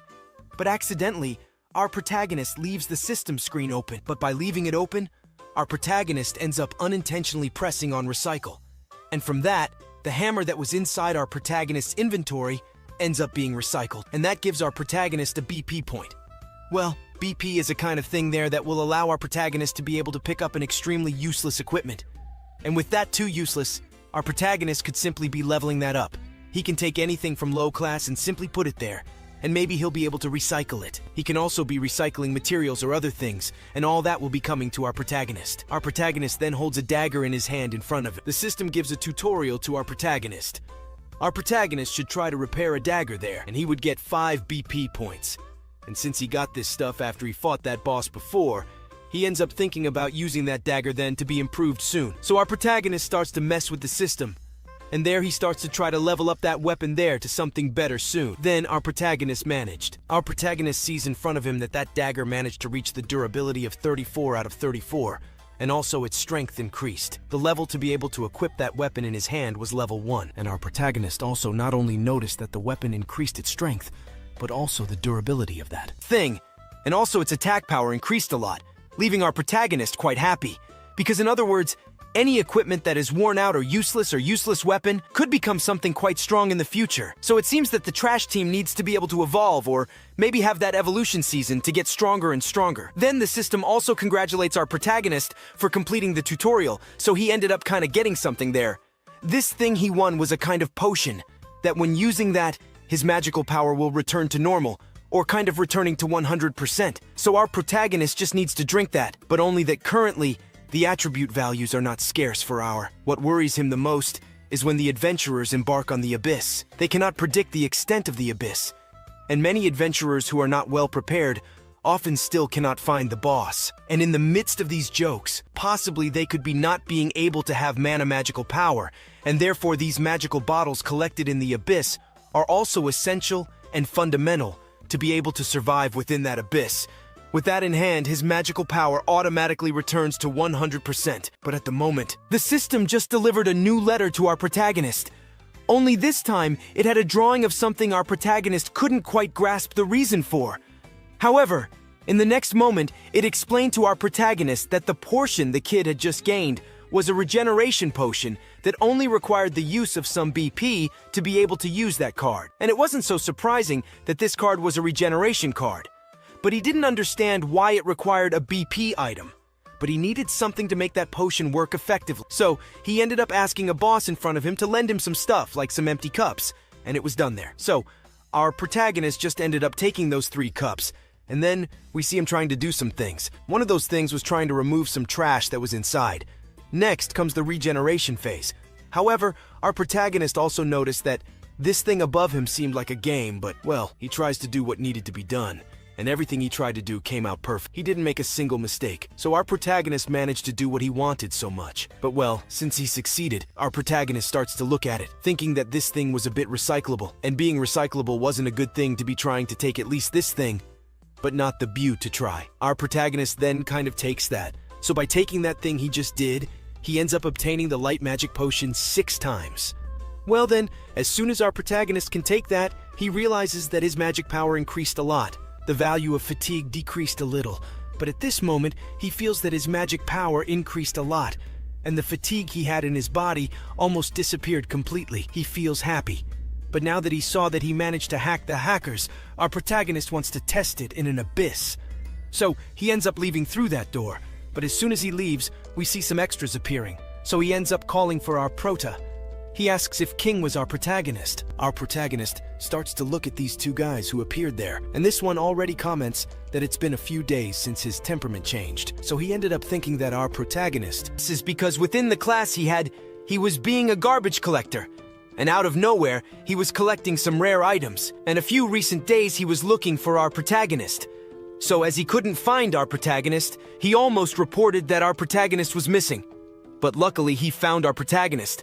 Only that our hero here comments for these extras to disappear from his sight because these guys were looking for the wrong thing since our protagonist all this time already paid all his debt he had with them. Well, these guys who are on his tail right now are those loan sharks that our protagonist borrowed that money from. Well, he managed to pay his debts, but he signed a contract with them before, and unfortunately, he'll have to act as a garbage collector, and he can't run away from his responsibility, not only because our protagonist recently unlocked a dark class, but also because he received this class. That's why he should be acting this way. He's just a garbage collector, and a garbage collector has to act in his way, and he says that. But well, this wasn't enough. So he ends up dropping from our hero's hand that cup he was holding, but only that from there had some stuff, and all of that ends up falling on the ground. But well, instead of our protagonist taking the blame, they end up taking the blame, right? Saying that our protagonist ended up bumping into a level B guy when a level 0 guy bumps into something superior. They should be acting to prevent this guy from standing out. The stronger ones always have to dominate the weaker ones. So the two extras get ready to catch our protagonist from behind, and at this moment, he ends up looking up. Looking up, he sees some cameras. So he ends up thinking that if he happens to do something stupid, he could get screwed because they could be using that recording there to their advantage, right? But well, to start off right, he ends up giving our protagonist a chance to get rid of this curse. He ends up asking our protagonist to pick up those balls that were all on the ground there. Only he wouldn't pick them up from the ground. He would eat them on the ground right there. And if by chance our protagonist cleans it all up, he might let our protagonist act normally, because what he would be doing was just the job of a garbage collector. After all, this was a unique opportunity our protagonist should seize as soon as he hears this coming from his mouth. He gets irritated and simply refuses. But for having refused, he ended up getting irritated. Now he unfortunately will have to give our protagonist a punishment. But at this moment, someone appears, and he ends up getting locked up, and even starts shaking with cold. So he looks ahead. We find out who appeared there to make this guy shiver all over. This was Rodrigo, a level S guy. Moreover, he was part of an extremely respected group in this world. However, this guy who just appeared wonders why these people were gathered here. Well, he makes up the excuse saying that he didn't have much idea. Not because his main goal here was to put our protagonist in his place, but this left our little yellow here extremely irritated, asking for this kind of person here to leave. But minutes later, he ends up turning around. But he turns towards our protagonist. Then he comments that that one there was a respected guy, a guy who was even strong. However, this bald guy here ends up saying that our protagonist was just a garbage collector. It was nothing special, but at this moment, our protagonist stops and turns towards that little yellow guy. But well, from the background, the bald guy starts saying that our protagonist was not the guy he was looking for. Possibly he got the wrong person, since our protagonist was just an extra in his view. But here, our little yellow comments there that they will be entering a certain dungeon around there. But inside, he will be fighting some fierce beasts. But the objective of entering there was why they will be entering at the moment until where the moon will be, in the red state, our protagonist. After hearing this different business there, that the moon will turn red, he already gets curious to know what will be happening there inside during the red moon. The monsters that are inside the abyss will be able to have an extremely high power gap. The extremely rare monsters may be appearing more frequently within that certain period there, where that moon will be red. Well, you also kill a monster in there, that angel that you will enter with the red moon. You have the chance to get crystals a little purer type. This crystal there in the black market would be worth the 2 wines. And our protagonist, soon hearing this, already ends up kind of hitting the desire to want to enter there inside. So he ends up joining this blonde guy. He ends up being happy. And here he is happy that our protagonist joined him. So at this moment, he would already be preparing for them to be able to enter the first portal. But at the point he talks about this, we see a guy in the background appearing. But this one who just appeared points in the direction of our protagonist. Well, he would recognize our protagonist already, so he turned as quickly as possible in the direction of the one who had just appeared. Our protagonist, of course, didn't want him to discover him. So as soon as he saw him, he simply put his hand on his face, pushing him into a darker corner nearby. As soon as they arrived in that corner, he asked him to let go of his face. And while they were struggling there, In the background, we see our blondie just observing this madness. Now that he's freed from our protagonist, we see him standing there, surprised because he saw that everything that happened in that dance wasn't an illusion. Yes, it was our protagonist. But to get rid of this guy once and for all, our protagonist just comments that if it weren't for borrowing a little bit of their strength, all of them would be dead at that moment inside that dance, and the credit should all go to our protagonist. So the blondie appears and asks if our protagonist already knew this guy. Then our protagonist tries to refute, saying that he never saw him before, but he's an acquaintance. But well, he also knew about this guy's past, the one who used the cap. He betrayed his friends, and surprisingly, this guy who betrayed almost everyone ended up kind of having a good friend. He goes his own way from there, but our protagonist begins to wonder how he managed to get out of there. Well, then he begins to explain that after betraying everyone and blaming everything on our protagonist, he did the following. He personally went to their union to try to reveal that our protagonist was guilty of it all, but it didn't work. He ended up receiving all the blame. He was going to be arrested, I don't know, for a few years, but he realized that if he stayed in jail, his life would get bad afterward. So he ended up spending all the money he had to pay a fine, and then he was free. But thanks to that, he ended up losing everything. He lost all his level, and all of this was thanks to our protagonist. Now he wanted his levels back, and if our protagonist didn't give them back, he would report our protagonist to the union. Well, our protagonist calmly, coldly there, he simply asks him to report if he wanted to try his luck. Our protagonist even gives him a chance here. He just gives him a single chance to do it. Well, he would succeed, but the rest might be history for him. But after these basic threats here, our scene is cut to another place. Here we are already inside the portal. We can see in front there a red crystal. But just below a little, we see our protagonist already there next to that guy, along with the one who wanted to report our protagonist. But as they walk a little further, they end up getting close to a group. But as soon as they get close to this group, they start asking our protagonist to reveal who he was. So he ends up introducing himself. After introducing himself, the other one also introduces himself. He was a first-class mage called Xian, but knowing that our protagonist had an extremely low class, he approaches our protagonist and comments there that it was not necessary to mock each other, because in reality, everyone has a trash class. But here they should be equal in everything, because their goal was always to make money. And within this gel, they can do it. What they need to do is unite to be able to form some creatures or farm some crystals that will be inside some monsters they will capture. But well, at this moment here, he comments that this was his band and his group, that they will be following the strongest, so maybe he was possibly the strongest. The two mages in the background didn't hesitate. They will follow this guy since at the moment he is the stronger now. But then we see our Amarillo commenting that now they needed to convey a message. This time, besides the sixth member, they now needed to make some sort of blood pact there. And currently, there's a temporarily member in their group, like an extra person with us. But well, their talk won't go forward because then he ends up taking out a key. Well, this key he showed is a key for them to be able to enter the portal, but upon entering the portal, they'll encounter several traps. However, their main objective is to find Amanda. They're managing to get through these obstacles without kicking the bucket, and whoever passes faster wins. Furthermore, if you happen to be unlucky enough to encounter a monster within this ride they're entering, your main objective isn't to stand still and try to fight it because you need to run as fast as possible since you wouldn't be able to fight against it. And now they can split up, like each one alone on their own, and whoever manages to get a certain thing that's being kept well guarded inside this ride and manages to grab it and get back out of the portal will get a prize. So the other guys who are outside are already happy because even now, they can't believe what they might possibly be winning within this mission, within this ride they're entering here. So one of them comments that there was a family, and one of those people from his family is currently starving and needs something to eat.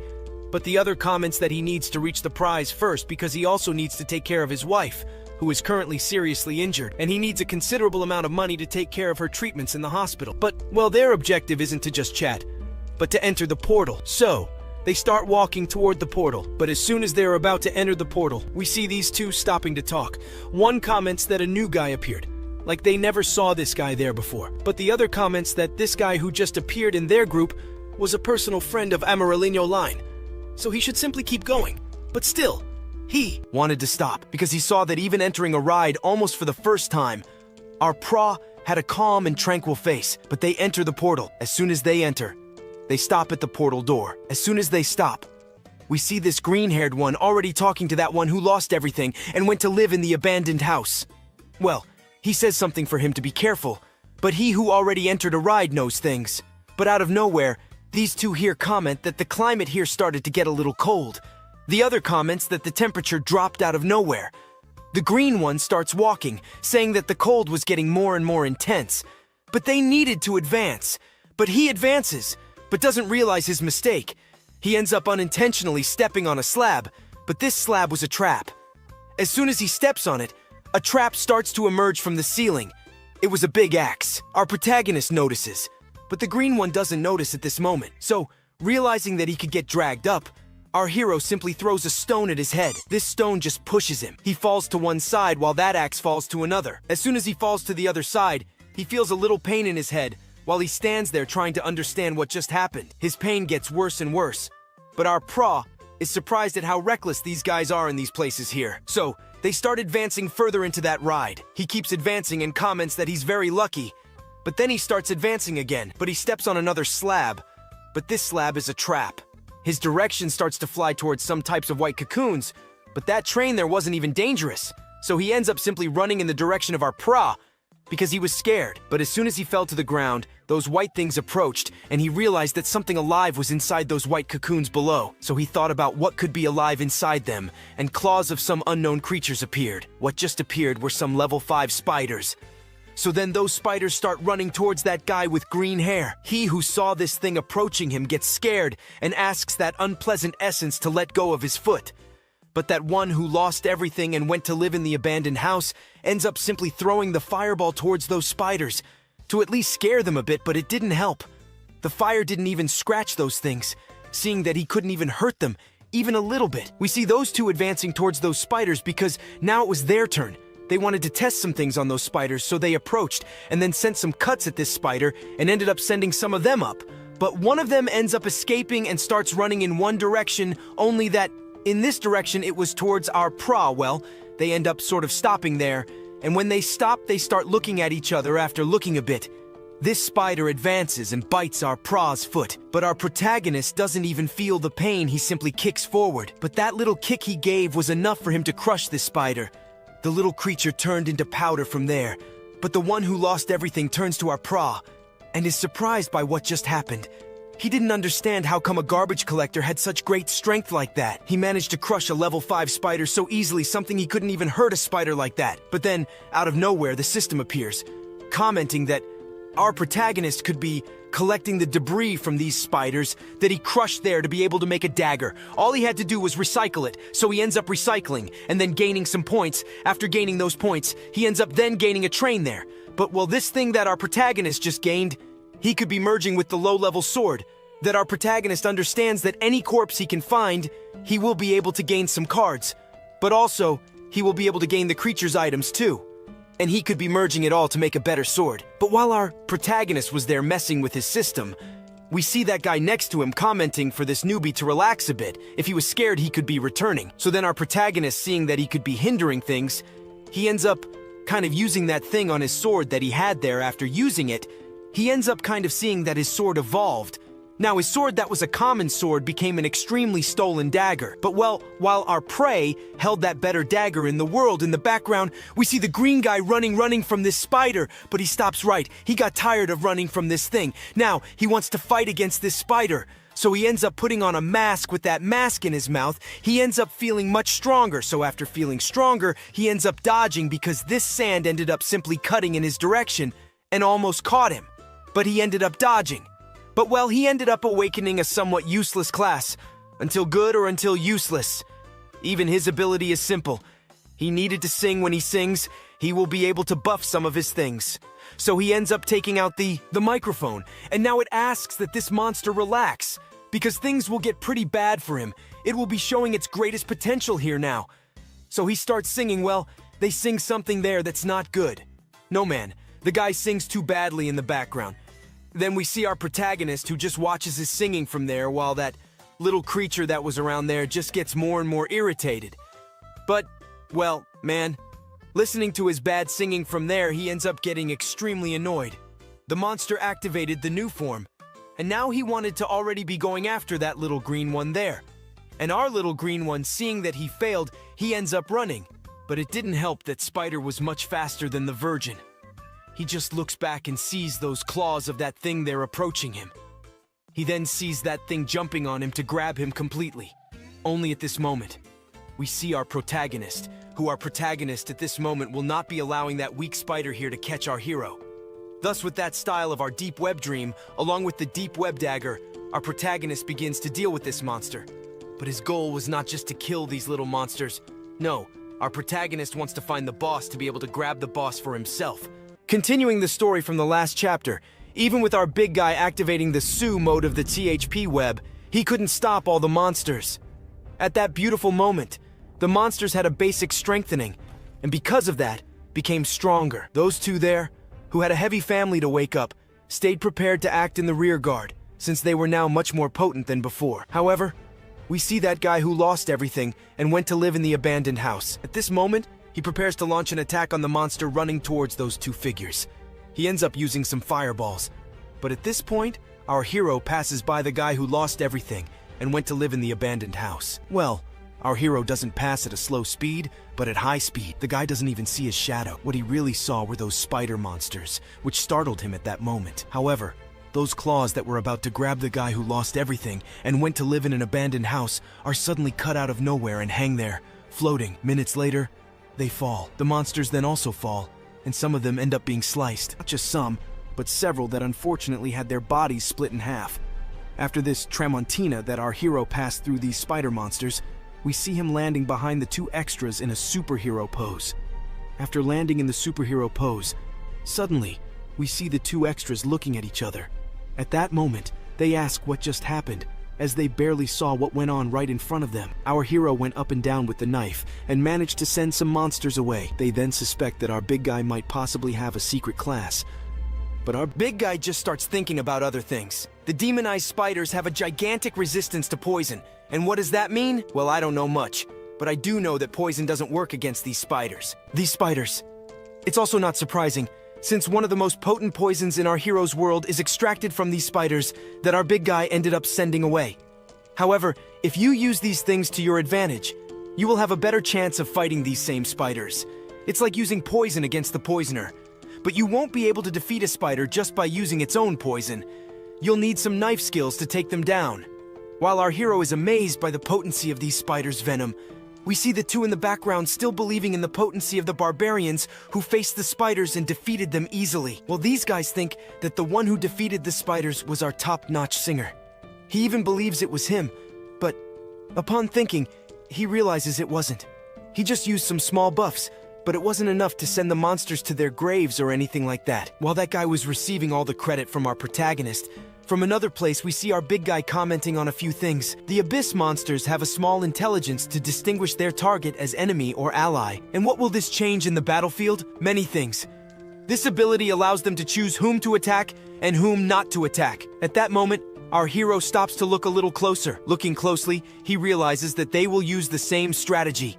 Run and counterattack at the same time. Our hero then heads in that direction, while our big guy stands still, thinking about a few things. Hinking about it, we see this guy here commenting that the monsters suddenly decided to run and retreat. This was just one of the first 4 floors, and there was still a lot to explore. But at the moment, our PR didn't want to imagine what might appear a little later. He could be discovering new things then. He wondered if he should spend the things he was earning by killing those monstrous spiders. But he decided not to spend them. Instead, he converted them into some points. And in the end, our protagonist ended up accumulating 27 points in his system to distribute to his stats. But he thinks about keeping a card as a kind of space, and decides to convert the remaining 27 points into BP points, which ultimately gives our protagonist 54 BP points. Our PR could use these points for many things, but the scene shifts to another direction, with those extras commenting that the monsters suddenly decided to run away. They intended to run from this place so they could move up to the next floor. So he lights a torch, and being the group's leader, asks everyone in his group to gather in one corner so they can move forward together, aiming to go as deep as possible into this dungeon. The group follows, since they had no intention of retreating. And besides, our hero thinks he won't trigger any more traps since he was easily defeating all the monsters. At least, that's what he thought. Our PR thinks he will be up to a lot at the moment, so he considers following them, but he feels lazy. However, looking to the side, he notices something strange. A portal appearing out of nowhere in the middle of the cave they were entering. This was a secret area that he could explore alone if he wanted to, but due to the influence of the red moon, he needed to be more careful since his team was quite weak at the moment. So, he decides to explore the dungeon while also being cautious. He ends up summoning a blood nightmare, that little thing our hero dealt with last season. And since it literally copied the person in front of it, our protagonist appears in front of himself. Before heading on his adventure, he asks his clone to follow the group and not lose sight of them. The clone understands and follows the group. Moving forward, we see the 10/10th singer asking what was happening since he wasn't following, but the clone is the one following. Moving ahead, he shouts for him not to fall behind because if he did, they wouldn't know how he died. Meanwhile, as he was saying this, we see the portal a bit closer. Inside the portal, we see our hero who has already entered. Upon entering, he finds himself in a gigantic cave, but it was empty, like a huge moss-covered area. There's not much moss here. Suddenly, behind our hero, a spider appears, ready to catch him. The spider jumps on him, but he's too quick. He turns around and sees the spider. To avoid getting caught by it, our hero simply jumps to the side while the spider crashes face first into the ground. Jumping to the side, we see him. Crawling to the side, however, that spider ended up kind of standing up again, and it stays in position not to counterattack our big guy already. And it didn't take long for it to launch a swipe at our guy, but he was too fast, easily dodging that attack. At this point, its claw was stuck in the ground, and this was a more than ideal moment for him to attack this spider. He ends up launching several slashes at that claw that was stuck in the ground. After those slashes completely disappeared, our big guy is quite surprised. The reason was that our protagonist couldn't even scratch that spider's claw. The thing was tough, and at this point, he understood that its physical defense had become almost completely immune to our protagonist's attacks. He could attack that thing all he wanted, but no matter how much he tried, the spider would not take any damage. At this point, the spider counterattacks our protagonist. To avoid being caught off guard, he kind of jumps back using his arm as a shield. But that wasn't enough because the claw ended up scraping our big guy a little, and he is thrown against the wall with full force. He ends up being flattened against the wall. In that moment, our protagonist activates his skill. His skill allows him to see the level of this monster to determine if he could perhaps kill this spider. Its name is Aninhada, level 20, and it was a rare level. Our guy is paralyzed and doesn't even see what he could do against those powerful claws in front of him. He was surprised, but at the same time happy, because now in front of him appeared a unique opportunity in his life. Since a rare elite monster appeared, he could kill it and then steal its levels to apply to himself. But to defeat it, he would have to overcome the spider. The spider doesn't relent and ends up spitting some kind of spider web in his direction. But the spider webs don't hit him, they simply land on the ground. Our protagonist jumps to the side and easily dodges those web attacks. Jumping to the side, our protagonist sets a little fire in his hand. With that little fire in his hand, our protagonist jumps on top of that spider.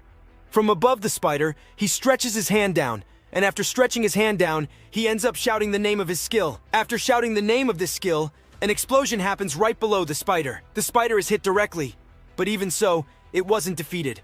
It became much angrier with our protagonist. Now it was faster and fiercer. It throws spider webs at our protagonist, but our hero wasn't dumb. He managed to dodge them.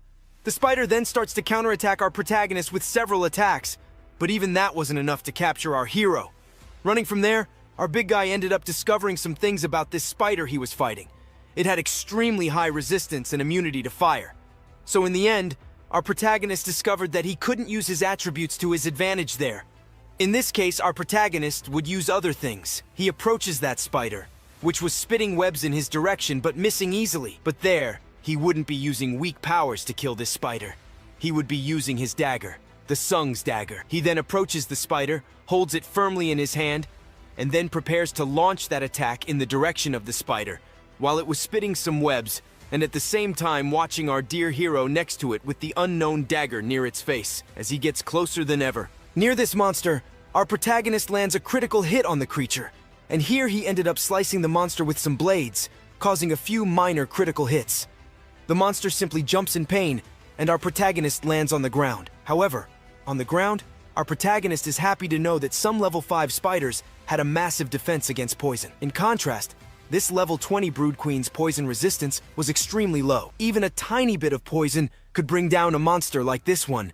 Our protagonist is surprised that what was created by her offspring became her weakness here in the game. Our protagonist begins to realize that the reason this spider had a significant weakness to any poison was simply because this boss spider had changed its way of living. She used to hunt, but she abandoned her title and left it to her children to handle. She simply stayed in her brood while being fed. But the most ironic part of the story was that our protagonist used the same poison that her offspring produced, and that poison was taking down the queen herself. From one point of view, this was quite sad, but for our protagonist, it wasn't so sad. At this moment, the spider began to get irritated with our protagonist and started to prepare some webs to throw in his direction. Our protagonist is surprised, eyes wide, as he sees those spider webs approaching him.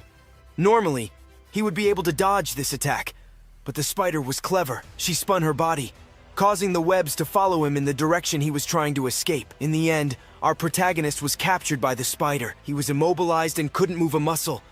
The spider approached our protagonist, thinking he was finally defeated, but what she didn't expect was that our protagonist had that instinct from his Dungeons and Dragons experience that he wouldn't be easily defeated. So, he activated his berserker ability. His eyes disappeared, and he became furious. With this, he managed to free himself easily from the spider webs that were holding him. Once freed, our protagonist planted his foot on the ground, and with a forceful push, he launched himself towards the spider. The spider, seeing our protagonist approaching, didn't move because she thought his punch would still be very weak.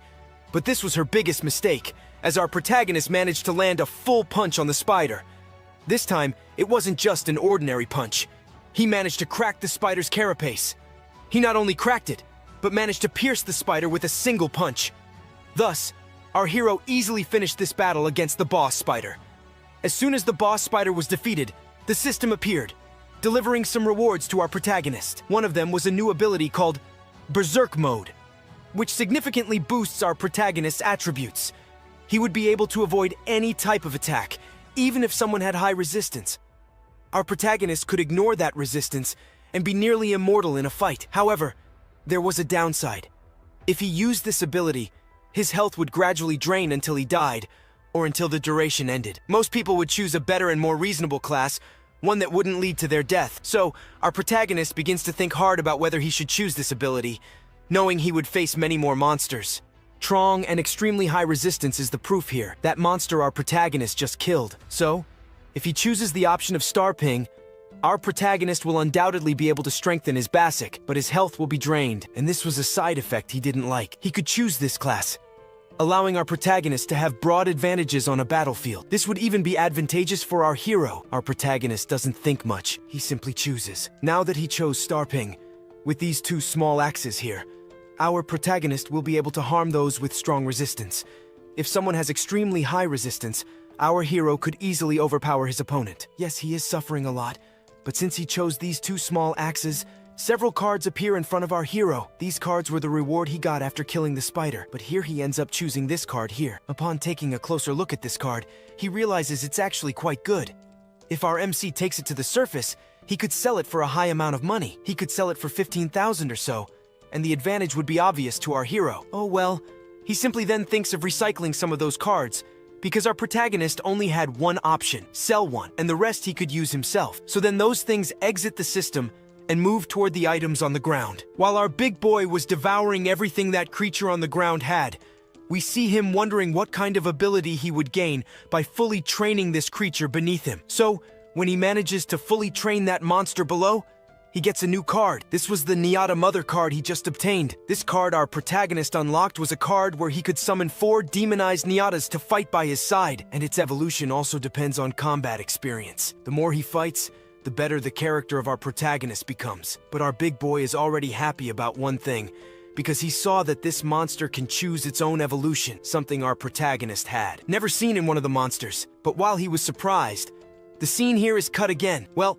it's cut to another direction, but we then see that guy there, the same one who is part of our protagonist's team. He is happy and sad at the same time, because they least expected to maybe find a mine in the middle of the abyss. The other then suddenly starts commenting that to make the situation better or worse, they are in the time of the red full moon, which means that the crystals right in front of them are of extremely high rank, and they could sell these crystals they found here for quite a high price on the black market. And the same one even agrees because, in the market, This thing here would be worth a fortune. But suddenly, an extra pulls out a sword.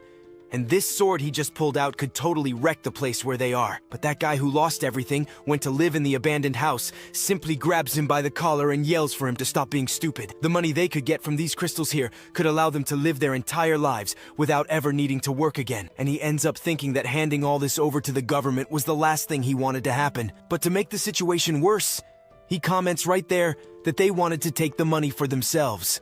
Just in case the government found out, and it was very likely that they would hunt the guys down.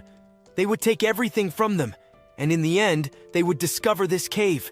And maybe in the end, they would discover everything and take everything for themselves. After all, this is a kind of teamwork.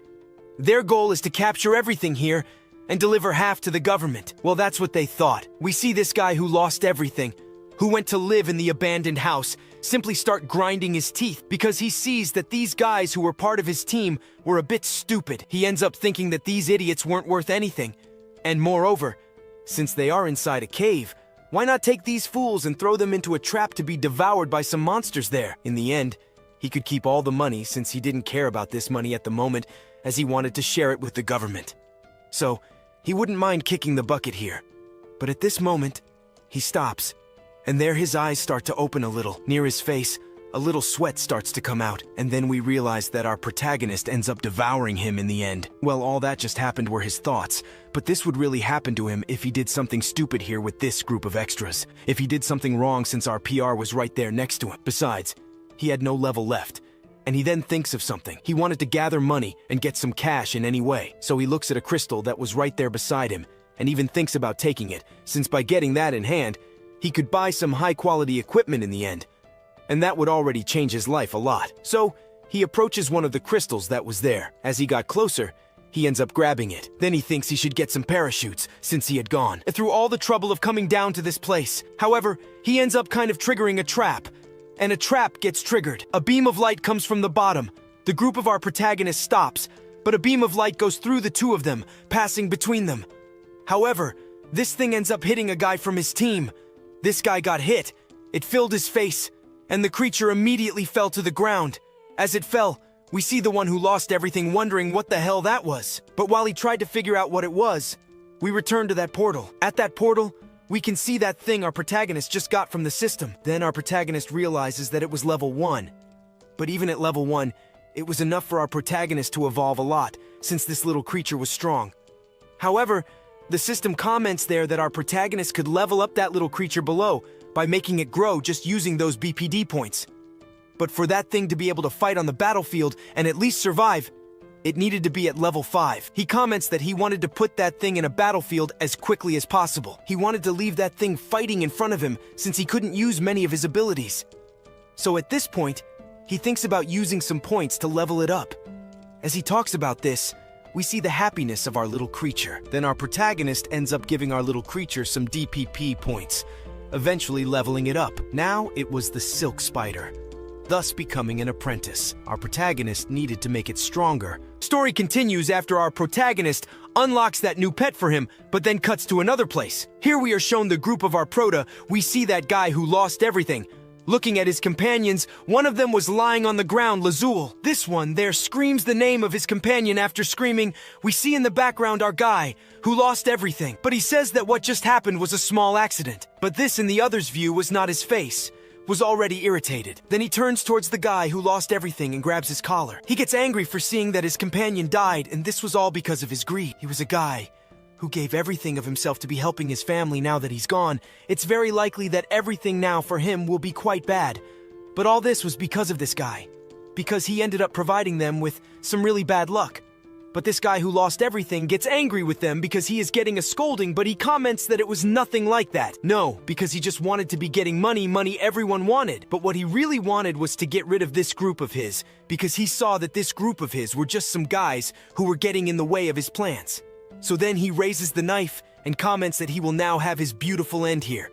The guy puts some fire in his hand to try some things there, but one interrupts him saying that it was not worth messing with this thing, that since he had already lost so much, it was no use fighting anymore. At this point, he tried to do something already with them, but at this moment, an unknown shadow ends up entering the cave where they were. But he upon entering starts clapping, He comments there that he had good taste. His vision of wanting to just get money was a vision. Even good. Then he even invites this guy there who has good taste to his guild. There was always more space for one person. Then his companion already approaches his boss and comments that down there, the pet's body was still warm, and it was still worth recovering. Some things besides accepting this guy in his team would be too much of a hindrance. The guy only thinks about money. But the blonde guy turns to him with some weird talks. One of those weird talks was about someone there who would always go inside the Angel Dan, but his goal always in an Angel AD was to fight to the death to get in the end money. With money you live life, and he had good taste money to live life beautiful. But what he was doing here, maybe it was not something to do, since at the moment they were capturing crystals that only appear once a year. That happens when there is a red moon. And then he pulls that guy who lost everything close to him, and he starts with new talks. New talk was the following: to be able to capture a crystal like that, it was necessary to have something in return. Something quite powerful, or something quite humble for yourself. If you take a crystal, something of yours will be taken away, or in a more explained and simpler way, death. Thus we can observe a gigantic armor approaching near them. They end up being surrounded along with our protagonist. They see the situation that they will have to be fighting against these creatures. Since at the moment, they give some options to our protagonist and his group. The option was to just stay there collecting the crystals. If they collect nicely, they will let them. Lively kids, but on the contrary, if they want to be running, they will basically be some dead meat. But one of the guys who was in our group turns to these extras and says that these crystals they are going to get are basically some crystals that have a trap. You can pick a crystal that will give you a very good life, or you can pick a crystal that will give you a very good sadness. Well, this sadness is to die right there.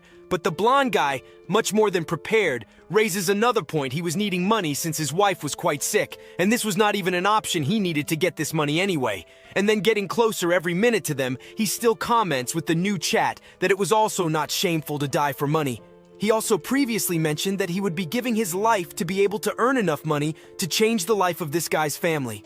And as said with a word, he tries to turn around where right there behind him were some crystals. What was needed was to get closer to pick some of those. So he ends up getting closer. Little by little, everyone behind there keeps watching him. He extends his hand a little trembling, but he extends to pick a crystal that was there, but he can't. He turns to the group of extras right behind him. After turning, he ends up apologizing since he didn't come here just to get money to help his wife. He just came here to get enough money to pay off some debts of his. The kid even cries. But our blonde guy who was there with high expectations over this extra, he finds himself in a situation where he needed some new person, some crazy one who would be without life, going to pick those crystals that were there in the background. We see that guy who lost everything. He comments that he would not be a match to fall into a fight against this blonde guy. He still thinks of some ways to get rid of him. He then looks in his direction and starts to think for a good while, thinking he ends up kind of calling for him after calling. He says that just now his guild was needing someone to join their group. He proposes to join his group already. As soon as he says he wanted to join his group, we see a masked guy approaching near his leader. He calls for him, he who already knew the things he asked for. This guy who lost everything in life to get a little closer to him. He then does this. After getting closer, he kneels down like this.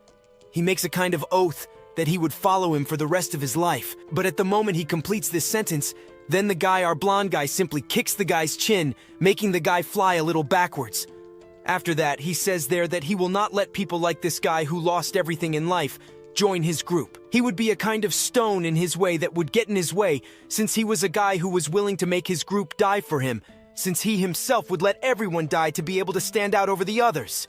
Then he screams there that he will let him die there. Since behind there was a necromancer who was our protagonist, he asks for the necromancer to control this guy right away so that he could be collecting the crystals peacefully, and the money would all be our blondie's soon. In the background, we can observe something happening. Our protagonist ended up switching places with that little creature that summoned him before. Right after switching places, he understands the situation. This guy here, who was thinking about approaching to get rid of that blondie, is stopped by our protagonist. Our protagonist asks him not to be so harsh, so he couldn't get too close to that guy, or even try to make some gaps. At that moment, he asks to let him handle things, and asks him to stay back since things from then on would get a little more dangerous. But collecting crystals for our protagonist was the most normal thing, so he would be collecting. At the moment he says he would be collecting the crystals, we see that unknown guy approaching near our pro, preventing them from moving forward. He asks that this trash not get so close to these crystals since our protagonist, in his view, was a failure. But our protagonist just puts his hand on a crystal nearby. As soon as he puts his hand on that crystal,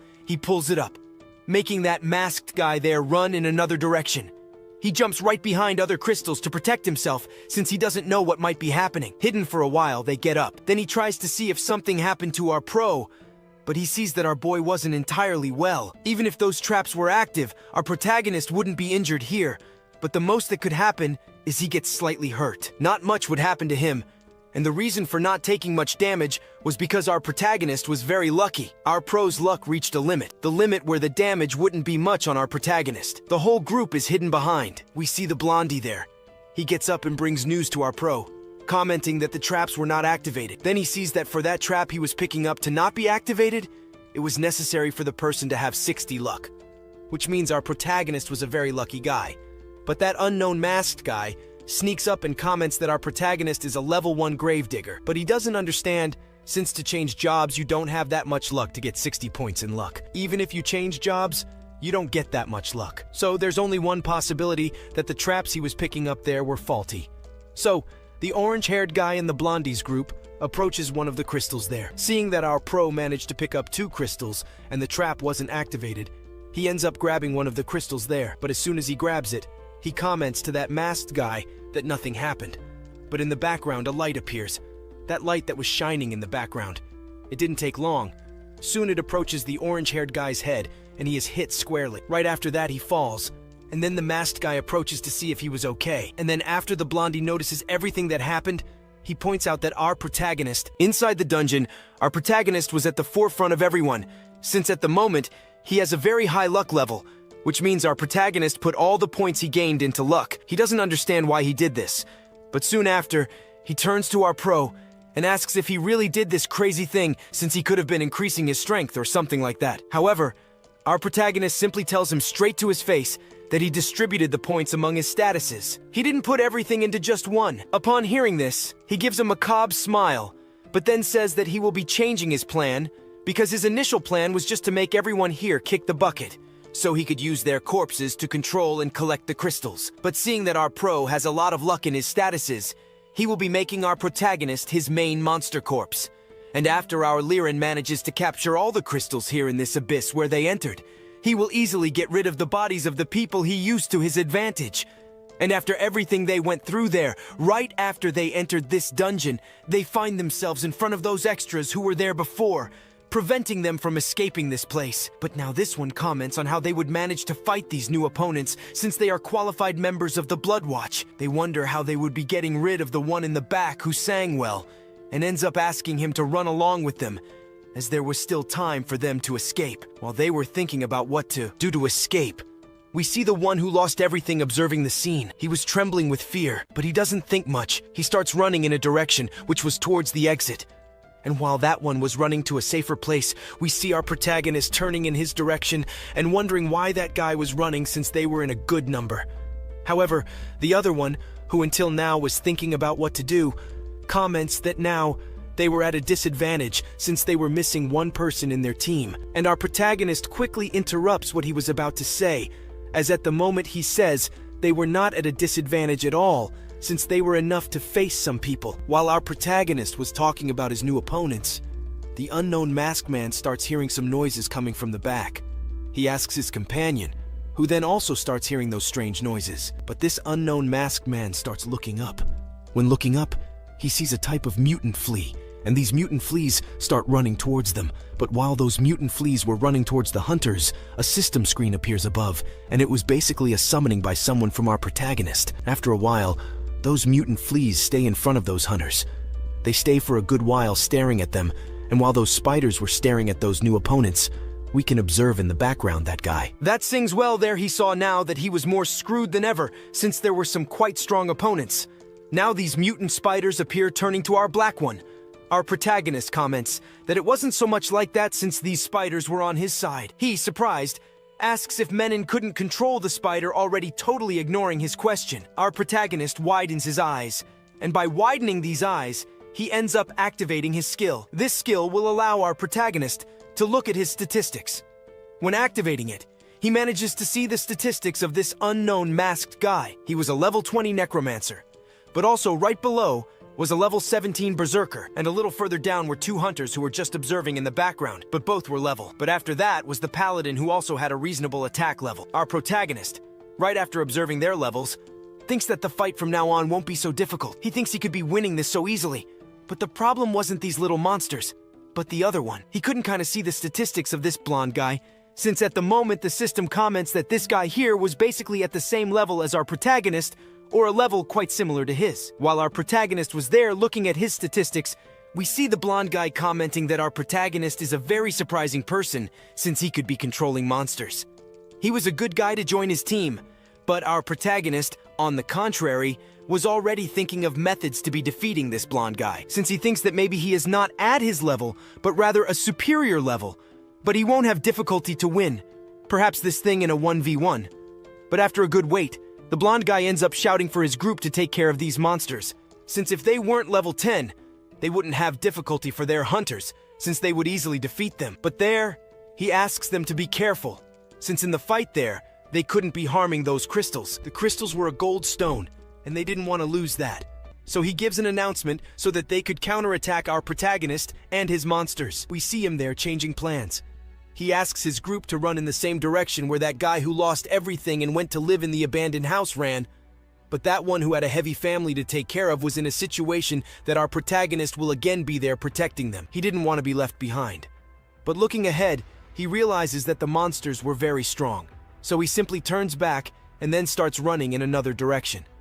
That one who sings 10-10 also stands still waiting for his moment. But then he turns to our protagonist. But as soon as he turns to our protagonist comes with some talks, saying that he still had many goals to complete in life. And one of these is to explore more abysses.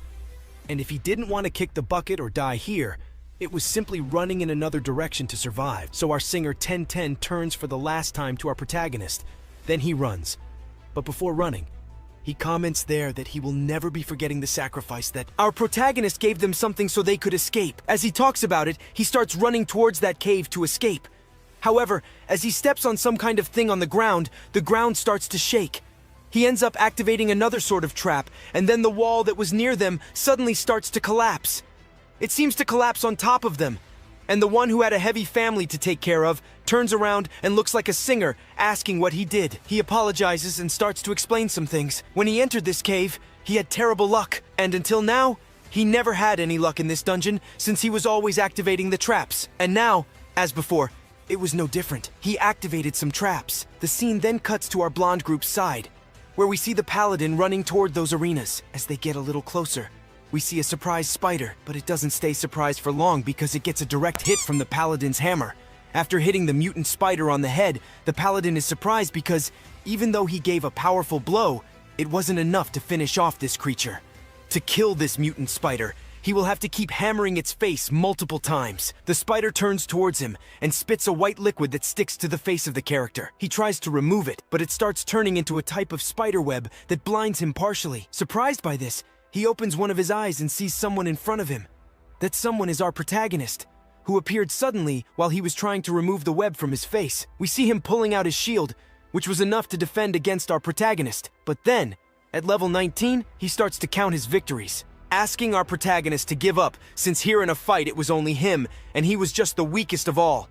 Soon after realizing this, he ends up pulling his shield back, making our protagonist then be thrown a little upwards. Still flying upwards, our protagonist comments that his level 10 spiders were good enough to be dealing a little with this hunter here. But those spiders won't be enough to beat them since he is currently dealing with a problematic attack group. Right after commenting on this, our protagonist jumps back while trying to land a hit on this guy from there.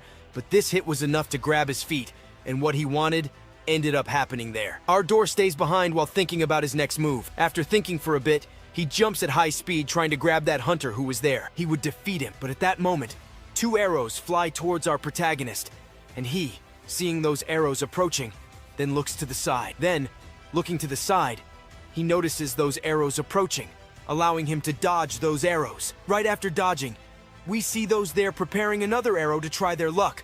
But by dodging that arrow, he thinks our protagonist got lucky, but this time he won't be lucky again because here then, he prepares another arrow. After preparing his arrow, he shot in the direction of our protagonist. After shooting, we see our protagonist preparing his machete. After preparing, He simply sees that arrow approaching slowly near him, and with just one cut, he splits it in half. He couldn't believe it. He managed to intercept his arrow at high speed, but our protagonist there, running a bit backward, ends up activating another ability of his. This was the Great Explosion. Soon from the ground, some fires emerge, and these fires go towards those two archer arrows. They see these fires appearing near them, and do nothing. Doing nothing, an explosion happens there, sending the two into the air. Did he manage to defeat the two? He didn't, because they were very smart and tough. They managed to escape that explosion from our protagonist. But giving up, he still hasn't given up. He prepares another blow again, but to find out if our protagonist will be able to crush these two archer arrows and the group of that blonde guy in that famous 1v1, we'll have to find out in another next part. The story from here will continue in the next chapter from the same place as before, just a bit further ahead. We observe those armored guys. Here was the tank. The tank here ends up shouting for this monster below him to die already. He lowers his spiked club with all his might to the ground, hitting the monster squarely and splitting it in half. But the enemy tank starts looking at them coldly. After looking for a bit longer, he begins to run at a good speed towards the group of our protagonist. In his left hand, he wielded his machete to deal with them. But our allied tank asks him to fall back since he hadn't attacked yet and there was nothing more he could do. The tank, realizing it was too late, approaches the enemy tank. He uses his shield, and with that shield used, he manages to easily defend against that giant machete that tried to hit him. The shield ended up deflecting that thing a bit to the side. All this was happening because of that boy, that brat who was messing everything up. But if you, boy, didn't want to die, you needed to get up. Your help was necessary in the fight. But at the moment he gets distracted for a few minutes, the enemy tank appears from behind, trying to launch a new attack in his direction. Not noticing, he quickly turns towards the tank and again uses his shield. But now the attack from that enemy tank was a bit more potent than usual. The shield ends up almost splitting in half, but he still managed to defend a little, though it wasn't enough. He ends up being thrown slightly backward. He ends up hitting the rocks a bit, some blood coming out of his mouth, and with each passing minute, he becomes more and more unconscious. His sword falls near our singer, and after observing his sword, Kano near him, he turns his gaze in another direction, towards the tank that was watching the other approaching enemy tank. But our allied tank would not lose easily. He then quickly gets up and now starts to laugh in the face of danger. But well, he should never have come to the abyss here.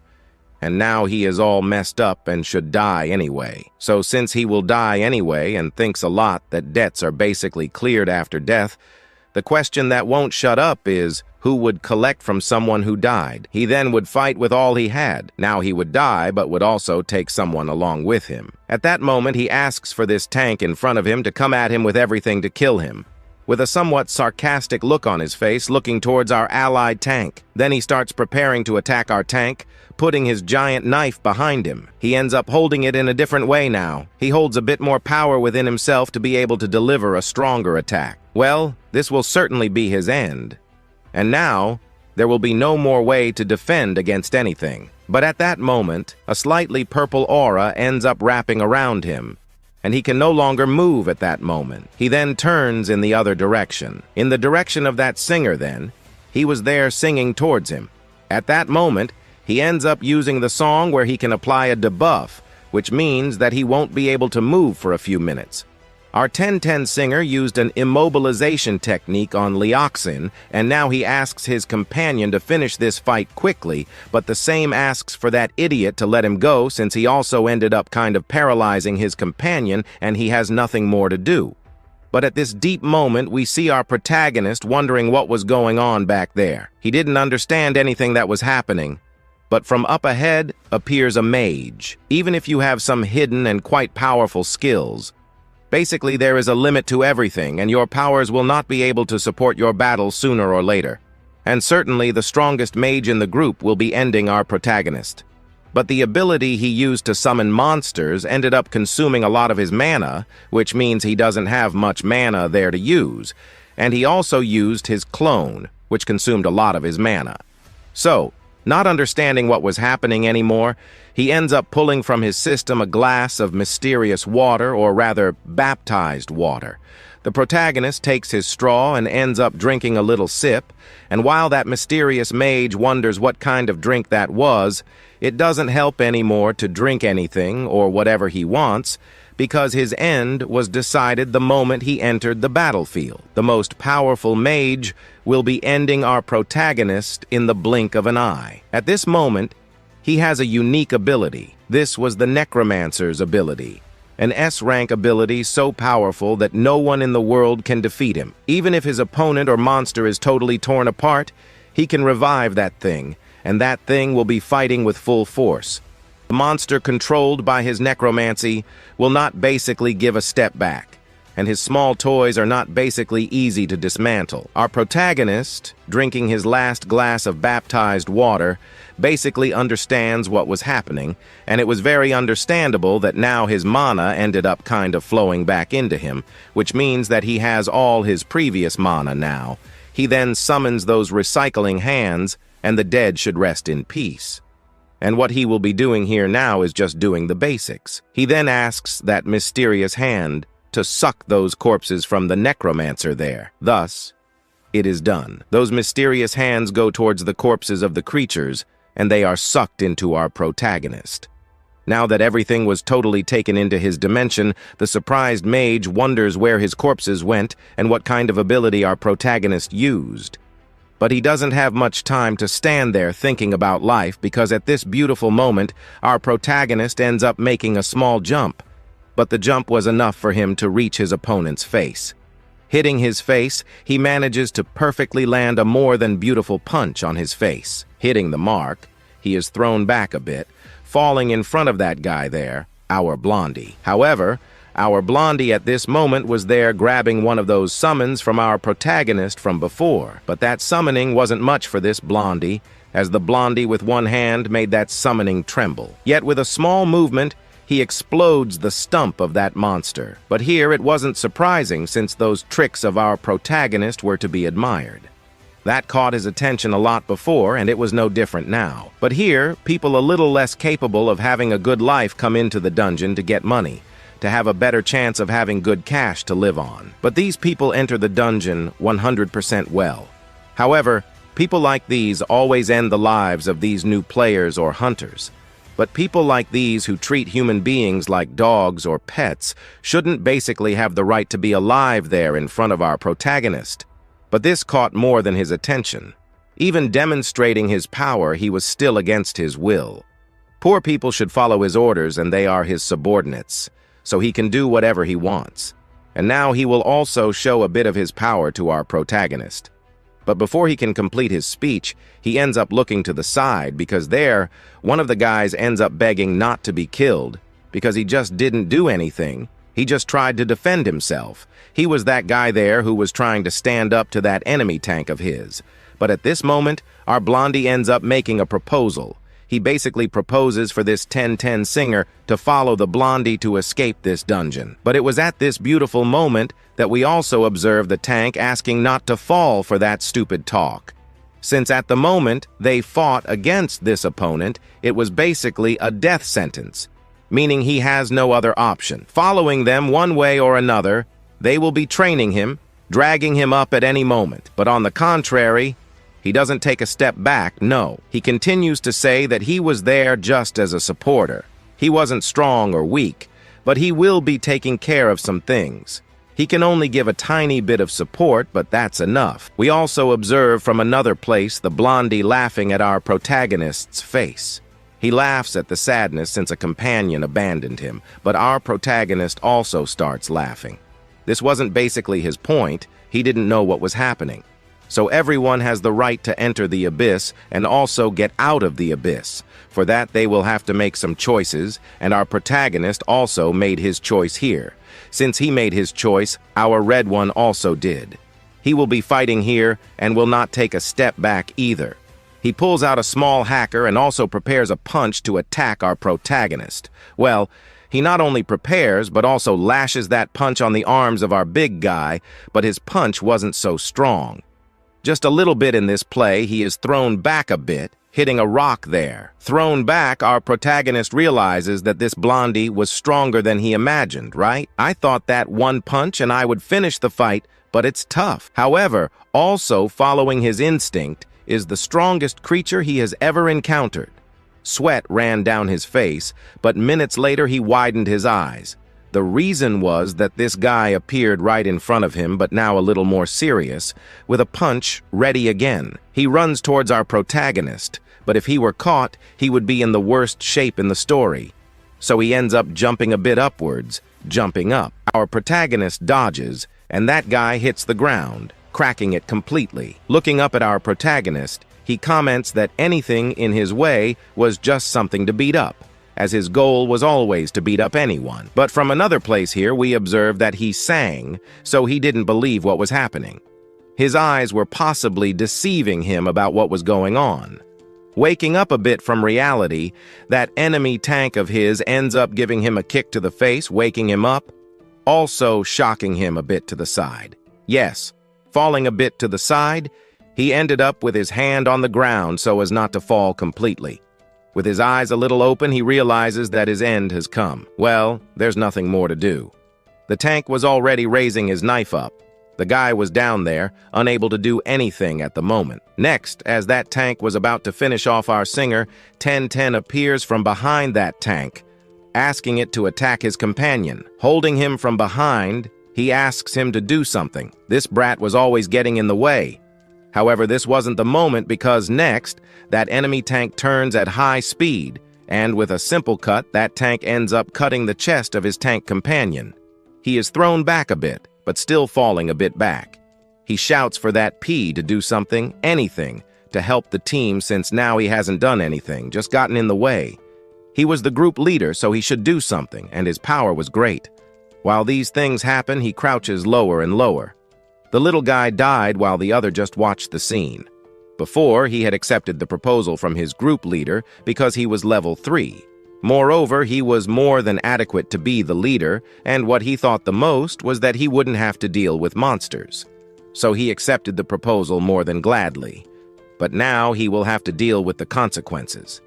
At that moment, he just thinks about what he should do since he considers himself just any loser. He thought about revealing to everyone that he was just a weak guy who couldn't even deal with a weak level 1 spider. So he ends up falling to his knees, crying. He ends up shouting that he was just a simple noob, so he begs for mercy, but it didn't help, because in his direction, we see that his enemy tank is getting closer little by little. As he approached, he ended up having some memories of a former companion who said that he was just a weak guy.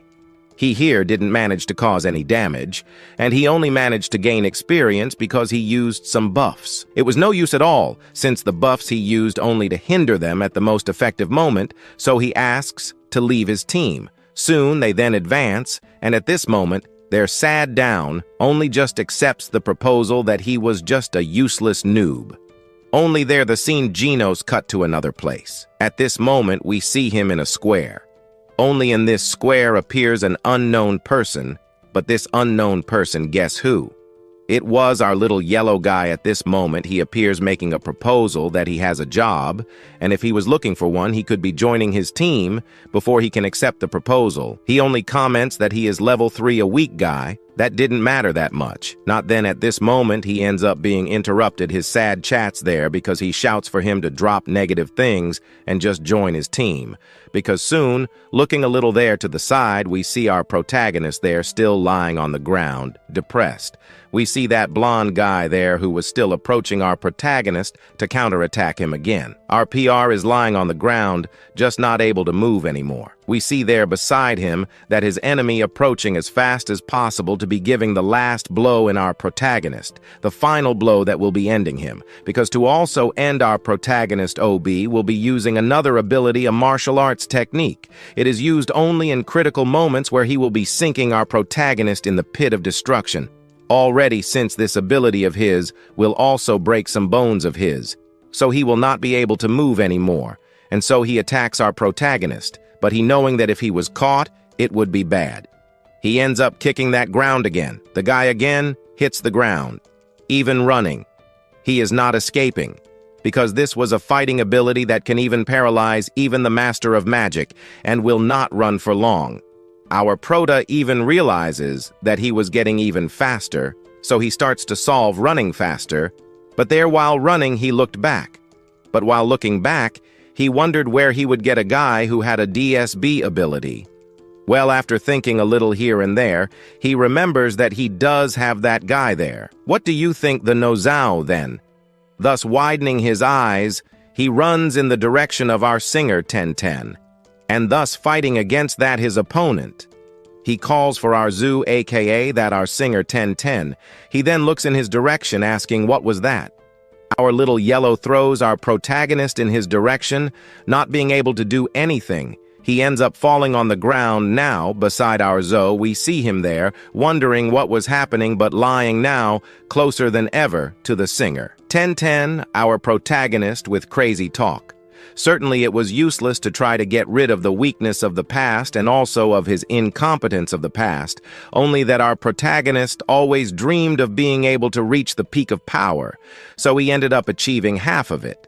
But before he can be achieving this real hacker of our system, he was just a guy who was disappointed by everyone. Everyone underestimated our protagonist. Also, everyone was refusing our prota in any kind of way. The team, however, cannot be trying to run away because being weak was not something you should be afraid of. What you should be most afraid of were some things roasted. The little creature suffered. He was even ambushed by some strong monsters, but there he realized that his heart was basically very weak. That same monster that captured our protagonist was commanding him to drag himself up in minutes, but he refused. He refused to want to lose. So there, at the last moment, he used his last broken machete to try to get rid of it, but it was useless. The beast was much stronger than him, but he would not give up. He then tries to deal a critical hit, and he manages to do so. He ends up hitting the monster in the eye, and by hitting the monster in the eye, he manages to defeat it. Now, with it lying on the ground, he stands over this monster and cannot believe he actually managed to kill a high-rank monster. He was just a loser that no one wanted on their team, and it was here that he found the strength to take the first step. At this moment, he stands up and wipes a bit of blood from his mouth. Now he comments that he was preparing to become the king in his entire life, even if he were to become a garbage collector like he was before. Trying to understand why he should go back to being king, he then looks in the direction of his sword, because if he does not get stronger, he will be dying. Compared to the previous zone, it was better to disguise and avoid fights, but he always managed to escape. However, now he wants to change these thoughts a bit. He wants to get stronger, and he wants to defeat strong monsters, increasing all his glory. That's when that tank appears, saying that this was a joke because the mere level 3 support would not even be able to scratch his level 17 armor. He would stand there and ask this weak level 3 guy to try his luck at scratching him, which he would not be able to do anyway. So, our 1010 singer grabs his machete in his hand, but he throws his machete to the side. The tank, not understanding anything, simply sees our singer pulling his microphone from his system. After pulling his microphone from his system, he tries to show him a new poem. This is the poem of the Great Disappointing. As soon as he comments on this, the tank widens his eyes, and not only does he widen his eyes, but also that blonde guy there. He widens his eyes and wonders what was happening. At this moment, our protagonist receives some buffs there too. Now, our protagonist has found the best and biggest debuff in the world that anyone could be seeing. Then, right after that, the system screen appears to our pro, showing that his system status has increased. His defense increased by 15%. His speed at the same time, his resistance, and also other things increased by 15% more than before. So at this moment, he ends up summoning a blood nightmare. After summoning the blood nightmare, it heads towards the ground.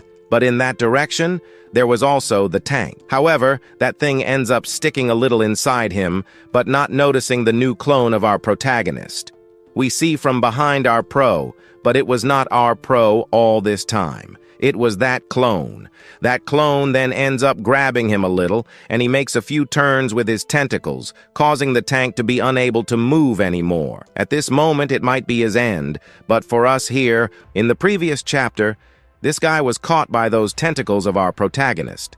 But at the moment he could no longer move, he asked for time and begged to at least be kept alive while he was grabbed by those tentacles. We observed that singer of ours there, who was just watching him screaming on the ground.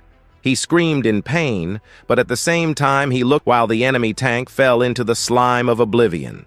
On the other side, he ends up seeing our hero here, Kaino, hand in hand against that blonde of ours.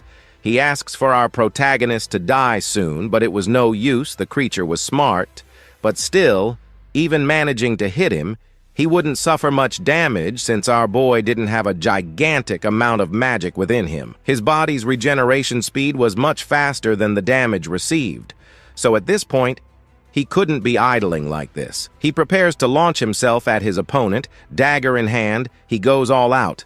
But his opponent, with just one punch, stops his movement. But he doesn't stop there. Qing passes his dagger near him, hitting the guy squarely. He couldn't dodge, but looking to the side a bit, he's surprised to see that his armor wasn't working since he was pierced by that dagger. Only then does Qing comment that the stealth technique was basically one of the best he learned. He manages to ignore any type of defense, which was really useful for this moment. But still, he has that buff from his companion, so at this moment he goes all out at him because Qing wants to finish this fight as quickly as possible. So he runs, but our blondie simply finds it incredible how this was getting more and more amazing. Holding his dagger tighter than ever, he passes it beside our blondie, but he dodges the movement. But after 20 years of training, how could he lose to a brat like you with these little skills? He then starts to comment about this, landing a punch on his chin, launching him backwards, and now here he will show him his opponent what the difference in power martial arts can mean. Several paths. You can follow a unique or different path that can also be changing the course of the battle. Qing drops his weapon to the ground, but after throwing his dagger then to the ground, Qing turns in the fastest direction possible towards the blondie, then the blondie prepares to punch him. Both punches from both. They end up colliding. A shockwave recoils through all this area where they were. Qing, minutes later, looks regal, because upon seeing our happy blondie, Qing comments that he really didn't like this kind of weak skills. So in his whole life, he decided to put all his points in destructive power. The breaking fist of killings he uses here in Qing, throwing him as fast as possible in another direction, passing between our singer and that tank fallen on the ground. After this, he ends up hitting with all the strength on the wall that was there. A wave of smoke arises there, but minutes later that smoke dissipates, and from the middle of it, he ends up emerging there. Qing stands up then after getting up the scene, already shows us the blondie, commenting that he was too dumb for trying to show his small strength in front of his strength. Qing spent 20 years using all his points in brute strength. Going mano a mano, you should never bet on a fight against our blondie because you will always lose. And at this moment, then our MC is seeing that he could really lose, and ends up putting his hand in his jacket that was almost all torn around there. Then now he asks the system to add all the points in, strength 2, and at this moment the system appears adding 176 points in strength. His muscle ended up growing, making the guy much more buffed. The blondie then wonders what was happening because it seems now he got a little stronger than before, and also now he realizes that by adding 176 points in strength, he noticed that his muscle strength increased a lot. He gets happy with his new body, but even though he doesn't know the path of martial arts, he doesn't care about that, because his real focus is the ability to have the strongest punch. So he would end this fight as fast as possible. At this moment, he prepares a punch, but also our hero also prepares a punch too. But for having kind of activated 300 FPS of a single strength punch, he should already land this punch squarely. The punch should be enough to break some things, so the two punches from both end up colliding. But there, the blondie's punch ends up gaining an advantage, but in the end, who gained more advantage in the end was our protagonist, who here ended up managing to win the blondie's punch. He then, after receiving this punch in his hand, ends up being thrown backwards after being thrown back a little. He ends up looking at his hand. He sees that his hand was all broken. He gets surprised to see that a punch without skills managed to do this to him. But fallen on the ground, we see in the background, they're finding out quite strong. But our ends up jumping on the blondie while the blondie was there on the ground, totally knocked out. But to knock him out once and for all, Ye Qing jumps on top of him, grabbing his face. He starts wanting to test some things, and also comments that there won't be much time for you to be shocked, since this battle should want to end as fast as possible. Like this, looking at Ye Qing, he can't believe what was happening. But going back like 8 years ago, the young blondie, who here ended up kind of being recruited to participate in a group, he was just a kind of collector too. But unlike our protagonist, he just picked up the equipment of his companions and cleaned. But at one moment, the one with yellow hair had a dream of joining a strong guild. And this one here was the unique opportunity since he had it. And if the one with yellow hair could prove his worth, the one with yellow hair would be able to finally become an official member of his group after cleaning the equipment a bit. He follows the path facing an extremely overpowered boss, but at this moment he stays in the background, just observing if he can't prove here that he is competent. He might be leaving the group and he doesn't want that, so he will be, proving his worth in his mind. He imagined a type of hero who would run towards the monster and defeat it with just one punch. But looking a bit closer, Yellow Hair thinks that this was hard to really do, but now that he is facing a monster, he can't step back now. But at the moment, the monster ends up stomping hard on the ground, catching his attention. But it was too late, because the monster grabbed a type of club with its hand and smashed it on our blondie. He fell hard on the ground. At this moment, he ended up being completely knocked out. But minutes later, he ended up waking up, but now he was in a kind of futuristic hospital, where he ended up discovering that he had almost completely broken his bones. He couldn't move well for a long time. But also this here was a laboratory. But for some reason, they were looking for a person who had specific DNA. And well, this blondie had the specific DNA they were looking for.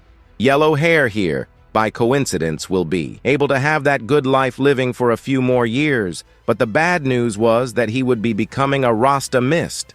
So the days pass in front of a type of unknown place. A crest ends up falling in front of him.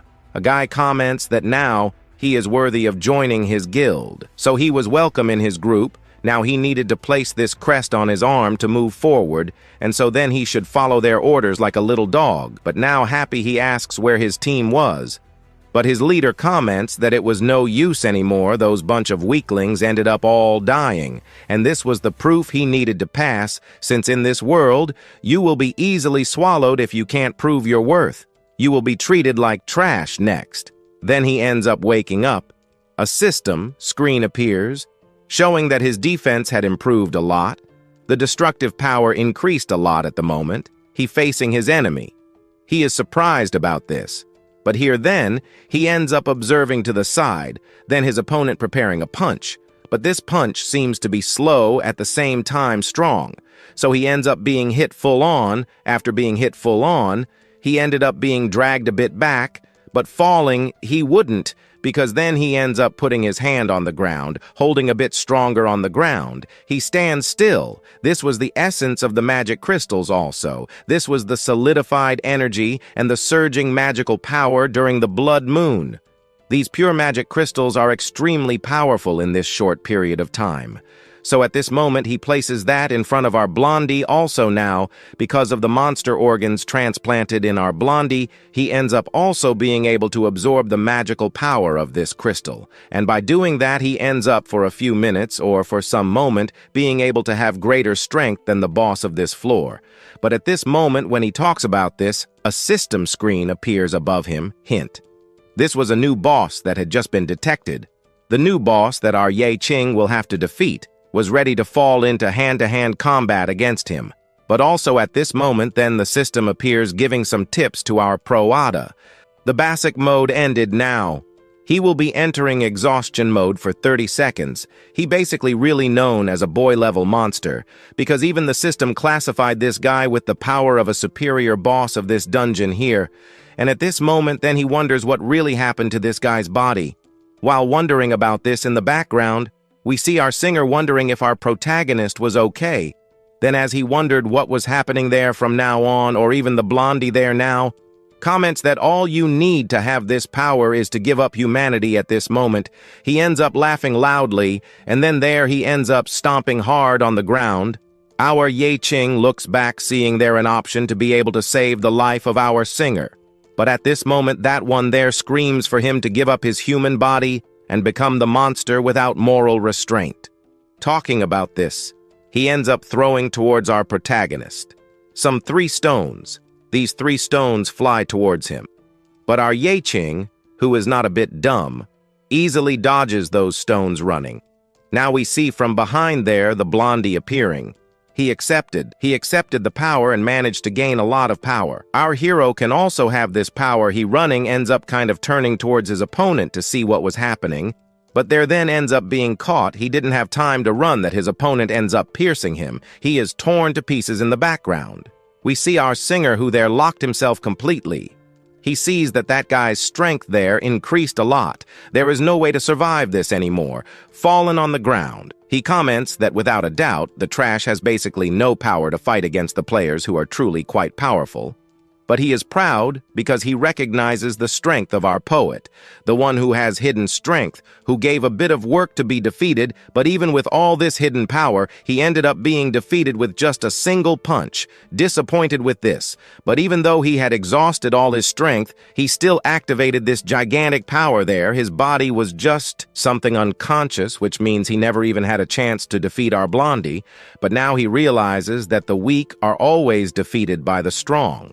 But he is disappointed with some things. One of these to become the strongest. He had to become this ugly thing here, and so then he starts laughing. Well, the ugliness wasn't so much, but the power was a lot. But here he ended up almost forgetting. Then at this moment he ends up turning towards our singer, but approaching a little closer to our singer, he swears he didn't see anything about you becoming basically the ugliest person he saw in his life.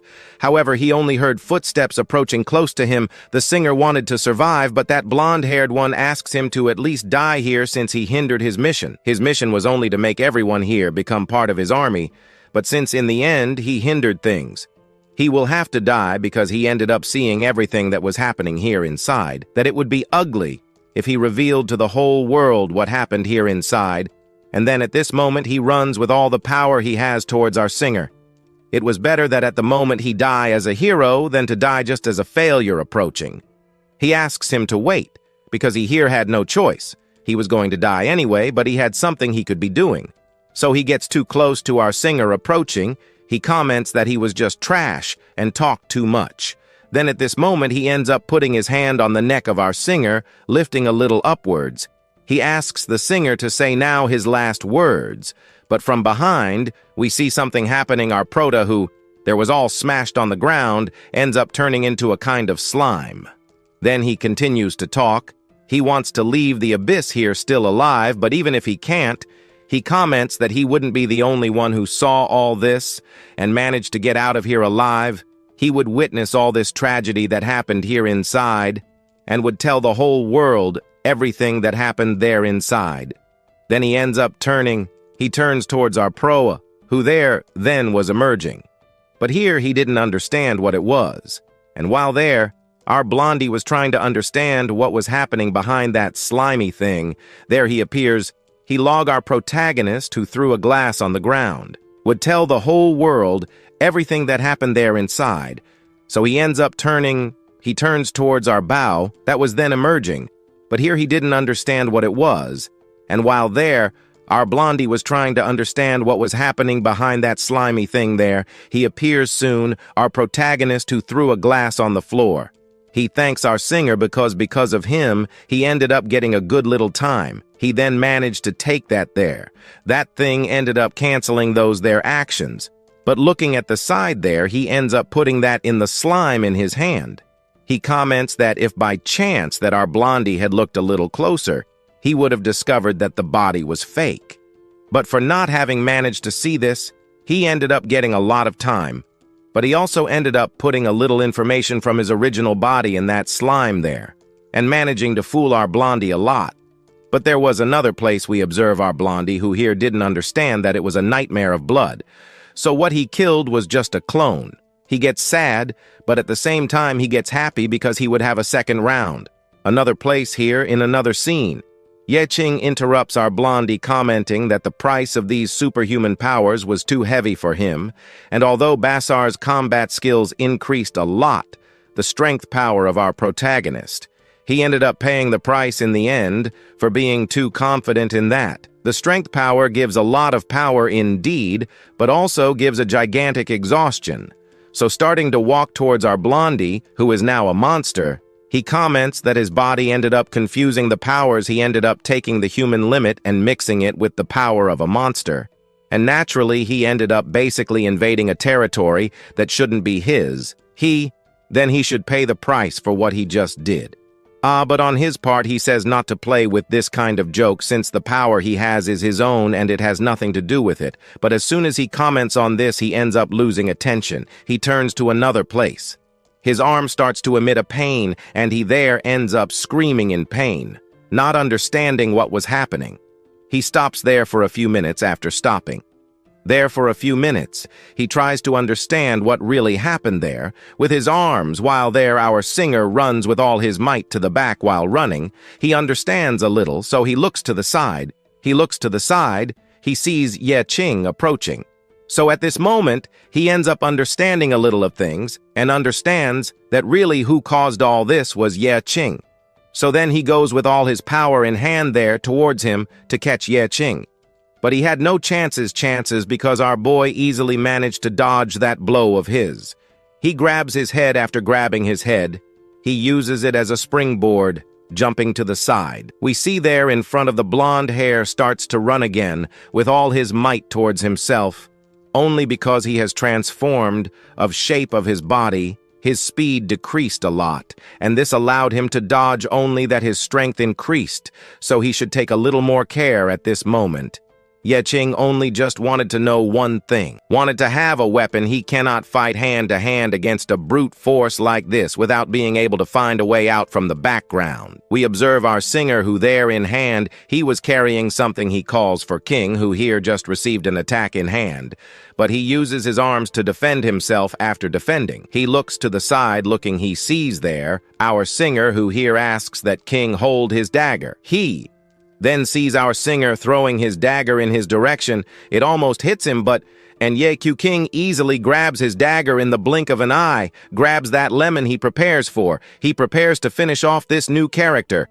Our story today is about our gravedigger, who ended up receiving firsthand his dagger. That kind of fell before there in the middle of the fight with that brother. Now he observes in front of him his opponent appears. The blondie then already goes with all the power he has, hand up to our protagonist, but now he possessed his dagger there that he received from his friend. Now with his dagger in hand, he defends himself from the attack. The blonde-haired who tried to attack our hero. Then he realizing that the blonde-haired was very slow. He then manages to get behind him. Now already knows from behind, our hero takes his fish and lifts it up with a little push.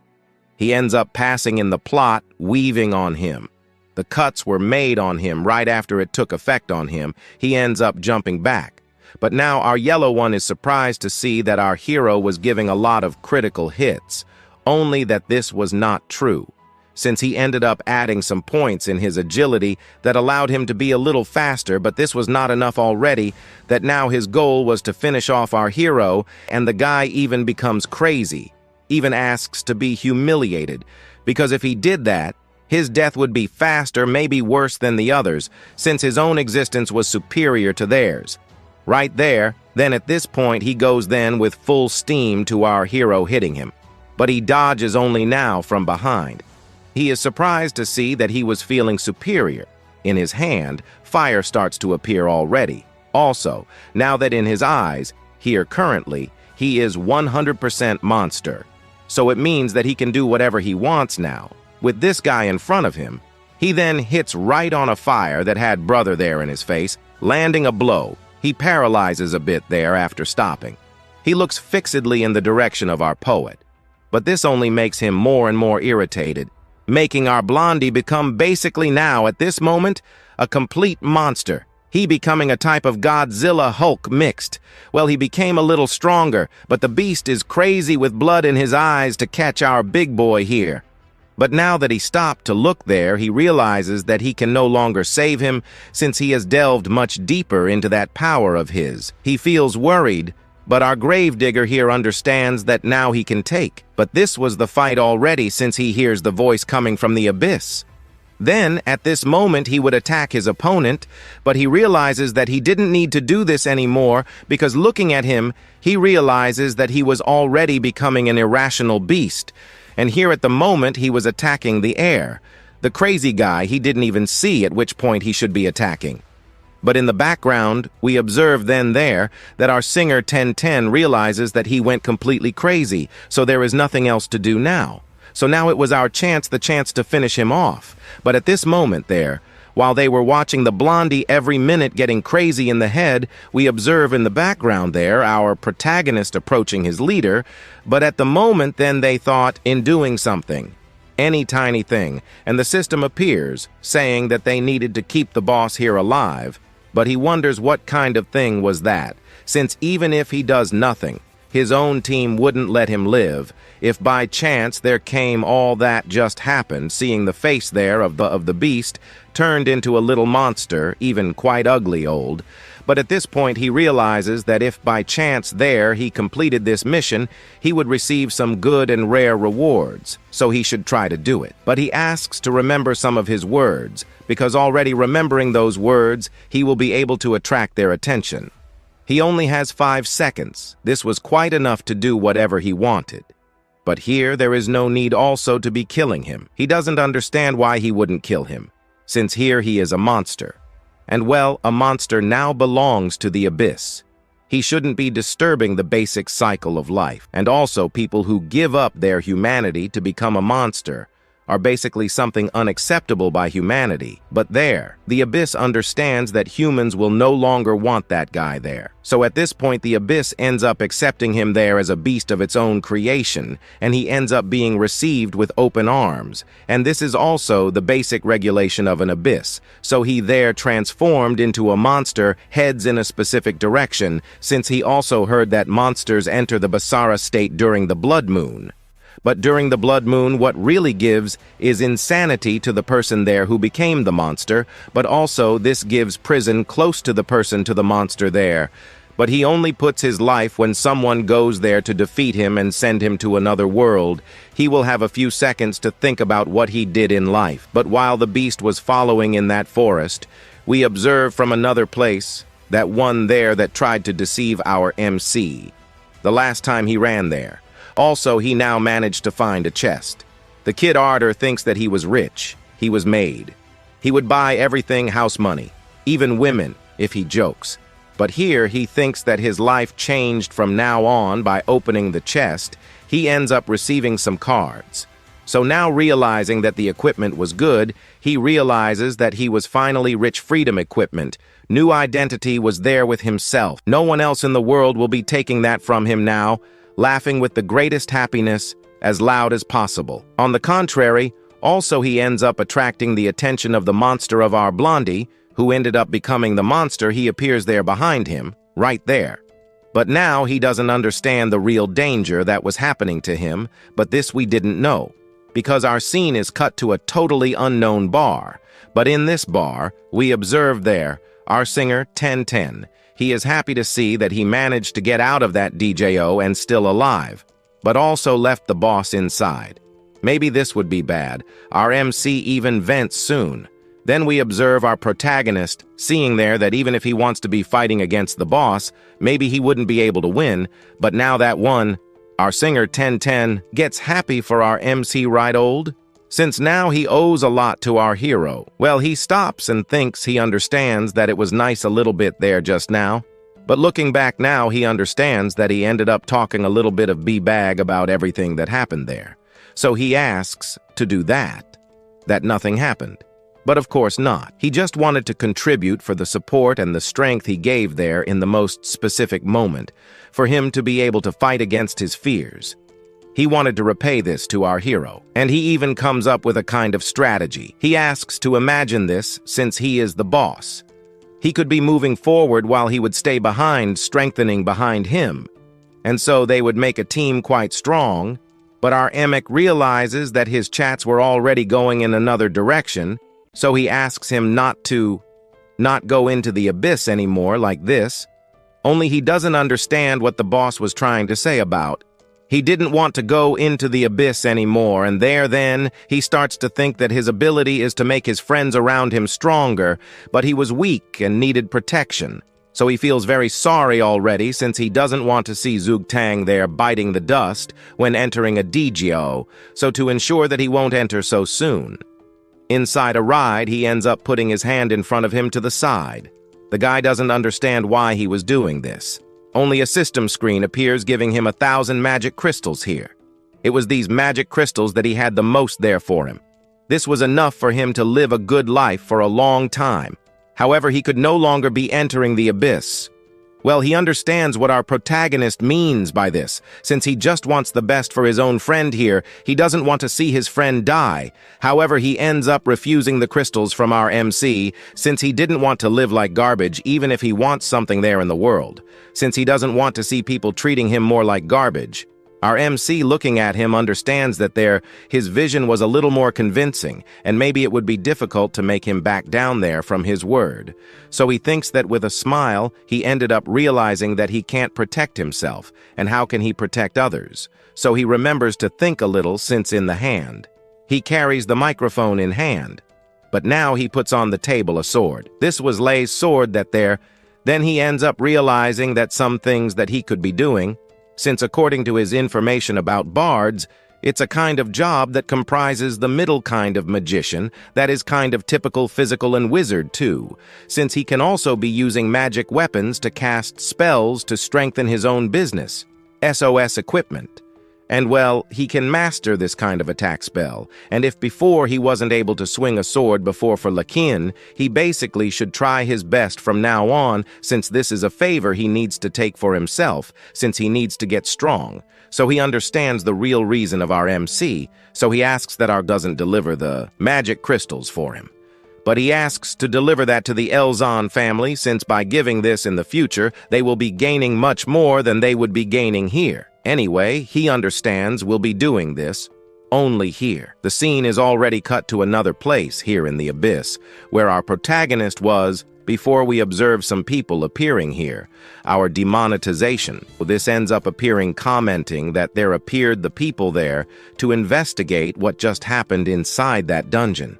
So researching a lot, they ended up discovering some bodies of people that were difficult to identify, but after so much research, they discovered moreover, they end up discovering that their leader ended up becoming a monster due to the corruption of the abyss, and now he has already been treated according to what they should do, and also discovered that additional colors were added there, and we also discovered that that traitor from before ended up kind of being found too, only not so well since they ended up kind of fighting the blondie turning into a monster, fought against that traitor, and in the end, he ended up not having that end so good, and then just with the factor they ended up kind of failing, they realized they made a mistake.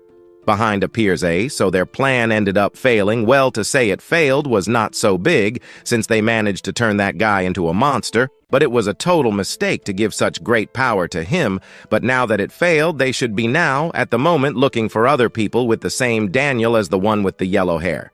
There had only, while they were thinking about it, the scene is already cut to another place, since in a hospital we observed there, in a room further back, someone apologizing and he was a mean father, and he ended up kind of doing this to, be able to save himself, so in hand, he ends up putting a key to open an abyss. He needed to do this again, but this time he will do it right, so he opens that portal. A portal then ends up being opened inside the hospital.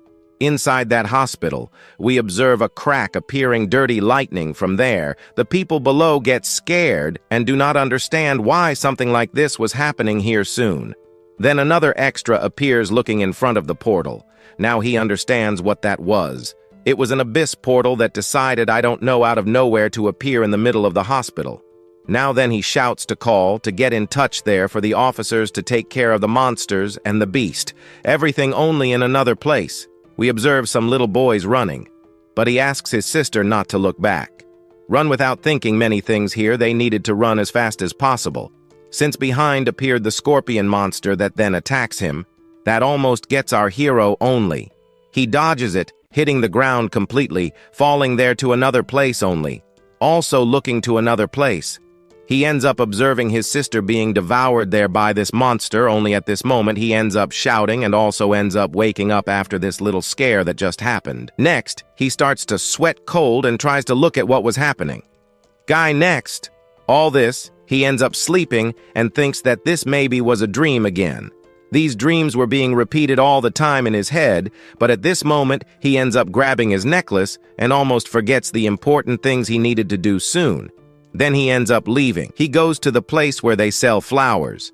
So at this moment, he approaches there the woman who sells flowers. He asks for Miss Zhang to deliver him the usual bouquet. She gets surprised to see that he showed up again since he was always here buying the bouquets to deliver to his little sister who was in the hospital. Well, they had a small unfortunate attack. But there she thinks that our protagonist was a good brother only, that she starts to notice other things since he changed haircut. So he starts to chat a bit. Since when he would come here, a guy would appear in front of us out of nowhere and pulls him to his barber shop, and there he started to make some weird cuts, but here he would be able to choose already the bouquet of flowers that he wanted for himself. And so then after choosing for a little while his bouquet of flowers, he ends up following the path. But in the next moment he ends up seeing several trucks following the right path. Only that, while following the trucks, we observe there, the lady wondering why she was following towards the hospital, several police convoy trucks there. Not understanding why this. He then stops, but he understands that he was following towards the hospital where his sister was. He jumps and with all the power, he follows a specific direction, passing between the buildings. He ends up arriving at the place where he so much wanted to arrive. The police below asked to increase security since it was dangerous to let any kind of civilian enter inside this portal, but from above he appears, and at this moment he doesn't understand why an abyss portal was doing here in the middle of the city, so he ends up landing on the ground. He follows towards the portal, but at this moment the guard there tries to ask him to step back a bit, since he was just an ordinary person, and ordinary people shouldn't be doing anything here. He asks him to leave here, but he understands a moment later there that he wasn't an ordinary person, because a light emanated from our hero. Then he just lets this hero pass by him. He follows towards the portal while behind, he just watched the boy entering there little by little in the portal. But still, another officer appears scolding that guard there who let our hero enter the portal. He asks to pull our protagonist away from there, but he asks not to worry. This is a guy who came along with other people, only that he was a bit different from the people they saw before there. So it shouldn't be a good idea to mess already with our protagonist, understanding. He said it was all right. So there. So then he entering, he asks for her to wait, because his brother appeared here, just to be going there to help her. Inside this portal, and well, he will do everything to save his sister, who possibly is there inside the portal soon. Then our hero ends up entering that dimension. Upon entering this dimension, he ends up realizing that the portal ended up swallowing the hospital, transforming the place that was small into an extremely giant place. But now, looking closer, our protagonist can see cracks on the floor, which means that a type of squad of people has already come here and has already entered this place before him. But on the floor, there was an extremely expensive potion bottle, which meant that who was here inside was not a weak person or a strong person, but was a very rich person for being there inside. But he ends up picking up that bottle that was on the floor with that in hand. He asks that that bottle return to its previous form, that it return to the form that had a magical effect. Soon then the system appears commenting that the magic of the potion ended up returning, giving him 85% recovery of his MP, also giving recovery of his HP. But now looking at that bottle, he realizes that even alone he took control of the abyss. He realizes that the small zoo was in danger. So which means that he would be in danger too if they advanced. So before he can do anything, he needs to prepare as quickly as possible.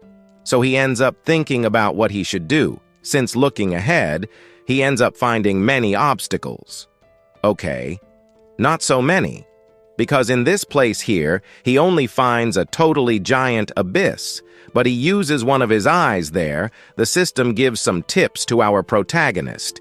He ends up kind of finding a point, but this point just ends up leading to a certain place. But, well, right, if he enters a totally wrong place, there is no way back.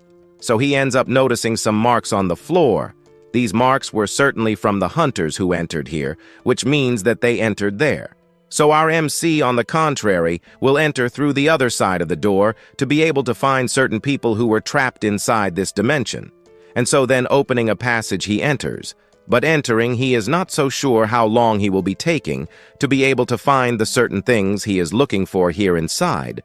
But to do his research, he will be taking a long time to be able to explore these caves and these unknown places here. Well, and besides, our protagonist realizes that he needed to be as fast as possible, since a person like a human certainly would not be able to survive for a long time in this abyss here. So he needed in every way to hurry as quickly as possible to save the person or someone who was trapped inside this dungeon. And also in this place here, we observe the carpet that indicates that this place has never been visited, even the way back, which was swallowed by darkness, creating a barrier that prevents it. And today, we are going to continue with our gravedigger, and if you don't want to become a client of our gravedigger, just leave a like, because our story continues with him there opening his system a key that he managed to get earlier. But this thing here he asks to opening on the map, but the system says that it was not possible to find a specific place that he needed to find. More, the system ends up saying there that it was not possible to find the room he was looking for. At the moment, he realizes that even then the system was not enough to find his way out, and so, right, old man, he realizes there that the best idea was to just make some cracks so that he could manage to escape or enter. But at this moment, looking at this thing in front of him that was an entrance, nothing suspicious, he wonders if entering here he would definitely and 100% fall into a trap. No. It wouldn't be a good idea to enter, right? Because if he entered, he would die anyway. But it was very quiet here and so on, right? Too much silence. The danger was more constant. And sure enough, because behind our Qing, the monster and the boss appears. Let this boss that just appeared already holds his strength in hand and with the goal of taking the title of Gravedigger from our protagonist. We observe him preparing to throw that scythe in his direction. However, his reflexes were on point because he managed to dodge that scythe. The scythe ends up stabbing with all its power into the ground after he dodged. He ends up giving a few pushes backward. Minutes later, he gives a push forward and crosses this boss with his dagger, cutting the thing in half. The system appears saying that it was still not enough because the little thing was managing to recover its life. Looking back, he now realizes that this monster was immune to physical attacks, so he didn't know what to do. The steps were touched on the ground, but the monster then throws in his direction a powerful H that makes him feel power. He covers his ears because we observed that the state of that was of death, so he should prepare. And if by chance he hadn't covered his ears before, he would certainly be already deaf, so he made a good idea covering it, but he underestimated the danger of the abyss. And the abyss now recognized him as a threat. But what he is facing at the moment is a monster of rules. And he remembered one thing that he managed to find a creature like this here 3 years ago in the past. We observe him there fallen on the ground carrying some crystals to take outside. But it was at this moment that he ends up observing some mysterious things appearing behind those rocks. Well, those rocks end up becoming some sphinxes in the end. Smiling. He ends up thinking that it wasn't good, but priorities, he should be collecting those things he was aiming to take outside. He was a little scared, but it was just some statues. He goes back to doing what he was doing since he couldn't lose any of those crystals. But at this moment, as he was picking them up, those statues were getting closer and closer to him. He ends up feeling a pressure behind him, so he quickly turns around. Turning around, he sees the statues. At that moment, they smiled, but they emitted a smile similar to the other statues we saw once in a lifetime, right? But now that he turned around, he realized that these statues moved. because now, minutes ago, he discovered that these statues were on top of some piles of stones. However, another trainee of these statues, since these creatures are monsters, some monsters that if you take your eyes off, you die. But the trainee asks him to stop looking at him. He asks him to keep an eye on the statues, not on him. And after a while, he realized one of the things that in this abyss exists. Some certain rules, some certain logical rules that monsters of the highest level or of low level have to follow. These were the stone statues of sorrow in front of our hero, and they are rank S creatures, but generally they do not attack people who have recent job changes. However, their rule is this: if you looked at this creature, you cannot take your eyes off it anymore, because if you do, these S-class monsters will certainly hunt you down for the rest of your life. So here, they needed to get out of this marble, but they cannot take their eyes off this monster, because if they do, they will be chased by it, and it will kill them. So he wonders what the intern is doing, asks him to follow only his tips because they might be able to get out, as they needed to look at these statues at the same time, and so it is said he follows there to the back, advancing while looking at the statues. They remained frozen there, but at that moment, we see them walking. But it was accidentally, right? Since he ends up stumbling over a box that was on the ground, and he falls, throwing everything into the air. The statues that were frozen start to move, but they move happily with their mouths open towards the two. The two, realizing they would die if they stayed there, quickly get up. But the intern ends up noticing that in front of him there was a lever. He quickly runs towards it and grabs and pulls it down with all his strength. The statue's arm was almost grabbing him, but it broke in half because that door goes through that thing there. So at this moment, he ends up on the ground falling. He was quite exhausted from trying to run from such a dangerous statue. But now he looks at our hero and realizes that he was quite lucky to have managed to escape those statues, since interns and people like them never managed to escape from monsters like these. But although they are just some trash pickers or moths inside these raids, they end up gaining quite a bit of experience. This was good, so back to the present, he comments that even though they are a type of laborer, they should not be judged so quickly. So he imbues his hand with a type of magic. His magic here would possibly be enough to defeat this monster, since its weakness could possibly be that. So with that, he shouts his skill to be activated, a big explosion of flames. But at the moment he was going to do this, he notices something strange happening. His hand turned green, and he doesn't understand what it is.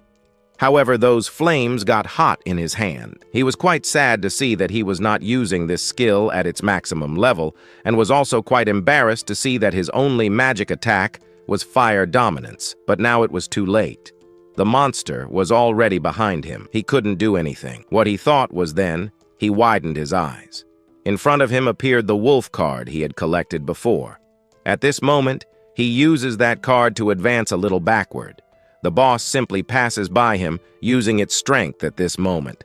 So, wiping the blood from his mouth, he starts thinking of a good strategy to win, since his winning strategy was to play against the system. The system was there fighting to help this boss, and besides that, he needed to advance as quickly as possible to the next floors. He couldn't stay here wasting time with this annoying boss, but while thinking about this, the boss attacks him, but he quickly uses the wolf card, jumping up. He saved himself for a few minutes, but the boss quickly runs toward him. He almost gets caught, but he pulls out his dagger and quickly defends against its attack. Now that he managed to defend against the first attack, he widens his eyes, seeing that here he can be defending against the boss's attacks. He then has a chance to easily defeat him. After a good amount of research here, he finally understood the rules and mechanism of this boss. This creature here ends up kind of just attacking other things. It's only when someone uses something like magic or moves back and forth that the boss will definitely attack you with everything. But the main problem now is the strength. The strength there doesn't even fit into these crazy rules of this weird dungeon system. But still, he has a chance to defeat him. So, after receiving the attack from that foe, he turns in its direction and, getting closer with his daggers, he makes some cuts. The cuts worked, since now what will work on this monster are some physical attacks. Soon his theory is confirmed as the monster attacking him gets immobilized. The monster could no longer do anything here since, at that moment, we observed that the monster was evaporated by him. He remains still on the ground, just watching the monster disappear. But out of nowhere, something appears. The main monster from within a portal. Now that this second form appeared before him, he wonders if this thing is its real body, or if what just appeared was a second clone or a mutation of it. But this thing intrigued him. He wanted to discover more about this boss. Then, the boss starts emanating a gigantic aura, engulfing our hero into its dimension. But after that scream affected his hearing, he realizes that his vision was also slightly affected. He couldn't see much, so he thinks he should deactivate the blood clone. But this would only vary his health. And besides, he needed mana since reusing that clone costs a lot of mana. While he was thinking about his strategies to defeat the boss ended up attacking, launching 2 cuts in his direction, and Qing ended up getting hit directly. But he couldn't just react to it. He would have to avoid as many blows as possible. In fact, he had already found an assassin that couldn't be defeated by its attributes. So possibly, he could defeat this thing in front of him. To end the fight once and for all, he activates that card from the plant board. That card allows him to regenerate completely. Now his deafness returns to normal, and the healing light falls over Qing. At this moment, he needed to recover his health so he wouldn't die in a single blow from that boss. But at that moment, a light appears. The healing light, and this was enough to make the boss shiver with fear. He was surprised to see that the boss only trembled with fear from just a small light. Then, discovering that perhaps the weak point of this boss is the light, he now has a chance to defeat it. He puts a flame in his hand. The boss and he end up smirking. At this moment, the flame in his hand keeps growing more and more. But then he spreads the flames from his hand all over his body, and the fire increases more and more. But the fire was burning him completely. However, he needed to endure all this since things were finally getting interesting, and he couldn't lose this opportunity. But the fire was burning him a lot, so he needed to end the fight as quickly as possible. At that moment, he runs with all the power in his legs towards the boss. But the boss also runs in another direction to stay away from Qing. But in reality, the demon spirit fears the flames, or because the flames there are a force of life that in the end was just an innocent soul that died in the fire. However, the element of fire was a curse. If he did not, he could be passing the ball from close range. He needed to seize this opportunity. He needed to pass the hot ball to the next player since it was getting quite hot. At this point, he used a card, but this card was from the wolf that gives a boost to our Qing. So with that, he used that skill, allowing him to reach the boss. He was a fireball, and the fireball needed to stop for the next. However, the next was the boss. He either grabbed it with all his strength or didn't let it go. He shouted for this boss to die once and for all so he could take its attributes. So at this point, he shouted for it to explode, and it exploded, completely blowing up the boss in that place. After the explosion, we saw the boss being roasted in another place. We saw Qing falling to the ground.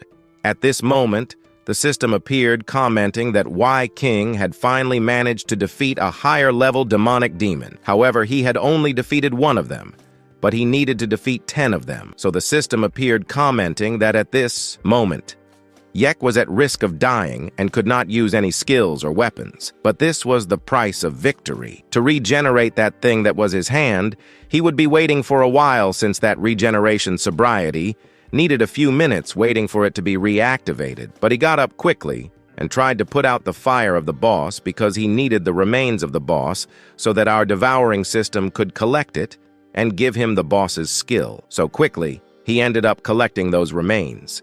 This thing pulled those things into his system at that moment. So he ended up getting an artifact, a super helper. But this thing was a demonic spirit that he could summon.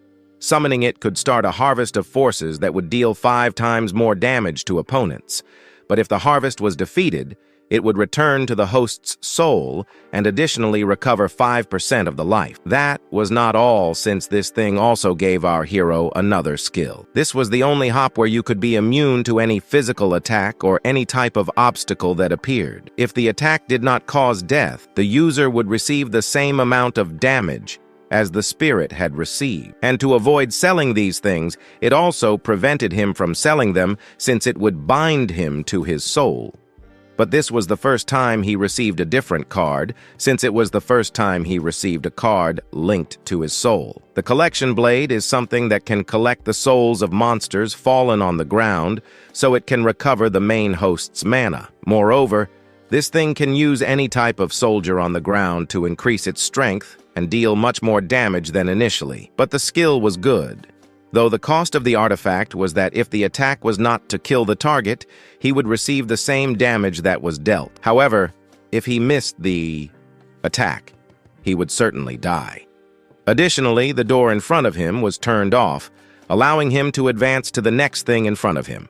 What it would be, we do not know, but before he could advance, he was already recovering his sister from that monster. He activated his regeneration, fully recovering his body. Now the clothes were recovered, and he asked Shozu to stay calm since his sister was going to be recovered, while Qing was more than ready to advance in a direction where he would possibly find his sister in a not-so-good condition. We then observe a somewhat different scene. We saw that other people were also captured by these bosses that appeared suddenly in the hospital. However, those guys were basically being stocked there as if they were food while that creature was cracking others. We saw a teddy bear behind, but this teddy bear belonged to someone. Meanwhile, a bucket was thrown with things that I will not summarize. We observed a mysterious shadow there. Well, we observe a mysterious shadow over there in the background.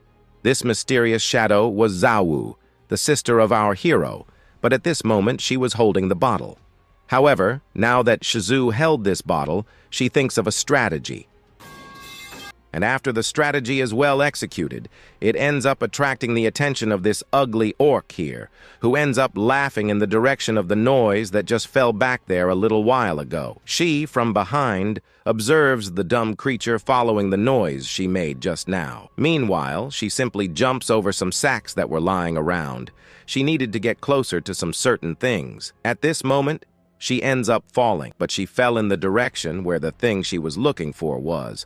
But while she was thinking of doing this, she ends up putting her hand on her head because she accidentally hit her head hard on the ground there. However, now she got what she wanted. That thing she wanted was her teddy bear Shozu. So she quickly looks in its direction, and now she intends to pick up her little brother. Moreover, no one would be bullying him. But as she extends her hand to grab that teddy bear, we observe a foot of the monster that, in the end, stepped on Xiaozuk's teddy bear. From there on, we observe the monster now face to face with her, having a somewhat surprising encounter with ex-Shozu. At this moment, the monster then begins to growl loudly in the direction of Shozu. Our story will soon continue after that girl trips and falls to the ground. Well, she can't walk, but we then observe the monster attacking him. The monster raises the stained one while she begs for her big brother to appear and save her. But it was already too late because we see the monster attacking him. However, just as it was about to grab her, we see a sword piercing through the creature. The creature is cut in half, and the girl is slightly startled by that brutal scene from a moment ago. Raiming is a rather powerful knight who then notices a girl lying on the ground. The girl is happy to see that a hunter was in front of her, but the hunter quickly ignores her. Yet, as he advances, the girl asks him to help her get out of that place, as she is also looking for her brother. The knight ends up stopping and asks her to hide since the monsters have been defeated, and if she really wants to follow him, it's likely that she will die, as she needs to stay alive until our protagonist appears. She needed to see Ye Qing because it was a promise, so we go back 7 years, where our hero discovers that she can no longer walk. It was also a miracle that her body could still keep her standing. He understands that perhaps from now on, she won't be able to stand as she used to because the doctor also comments that the damage was basically to the spine, which is almost irreversible. A cure for that, however, was theoretically possible. What that means is that there is a cure, not theoretically, you can cure her, not with the science they have, but in the abyss, since by chance the disease that caused his sister's leg paralysis was basically caused by the monster. So the answer lies in the abyss, which could mean that he might be able to cure her, or maybe not. The abyss might hold the cure for Ye Qing's sister's disease, and he wonders if he has the ability to enter it. The doctor says that those who can enter it are people who manage to change jobs. If by any chance he can't change his ego, he would just be an idiot inside the abyss who would easily die to any monster in there. But the doctor said not to worry too much about those things, as they were impossible to happen. It was better to worry about the medical expenses, which would be quite expensive. Our hero clearly understands what needs to be done, so he agrees and says goodbye to the doctor. The doctor also asks him to pay everything on time. While walking around, others say that maybe they were talking about him, but well, he was the guy who basically had a sister with a rather rare disease. On top of that, we also discovered that their parents died, but this wasn't something to feel sad about. He then smiles and enters the room where his sister is. Exu asks our hero where he was, and he responds that he was there talking to the doctors. But before he can leave, he asks her to stay calm because the cure she needs, he will find it. But he will find it inside the abyss. The abyss may be a dangerous place, but for him, it may not be so dangerous since in there, he might get everything he desires. Well, since our protagonist isn't that foolish, he will be following the others, which means he will have an extra shield. So he is already leaving, but before he goes, he kind of turns back and ends up handing his sister a gift. It was that bear she dropped before, so she could use that bear to protect herself when in danger. Moreover, she asks him not to die because he is the only one left in the family. Anyway, he will be able to find a cure for his sister, even if he enters a dangerous place. She asks one thing of him, that he promises her that he will basically come back safe, come back alive, and so he promises his sister that she won't be getting into trouble, and also if by chance she stays inside this abyss, for sure her brother will be coming in here as well. She doesn't want her brother to enter the abyss to die. All right. Since she's being so stubborn, he will do what she asked, helping her get out. But if by chance something happens to her, he doesn't ask her to blame him for what happened to her. And also, after placing her in the wheelchair, he says that if a monster shows up, it's him against the monster, and he doesn't care. He's going to follow his plans, which was just to do something there that needed to be done. So then he introduces himself again. He was rooming somewhere else. Then we observe our hero who was walking more than just fine, but while walking, he kept those doubts in his mind. If he used those potions he creates on his sister, would it cure her? But he also discovered other things. Things that are created inside the dangos by him can't heal a body that is beyond the abyss. So if you enter the abyss with a burn on your face or somewhere, you can't use potions to heal. If by chance this rule wasn't working, for sure he would have already found a cure for his sister so as not to close the zoo.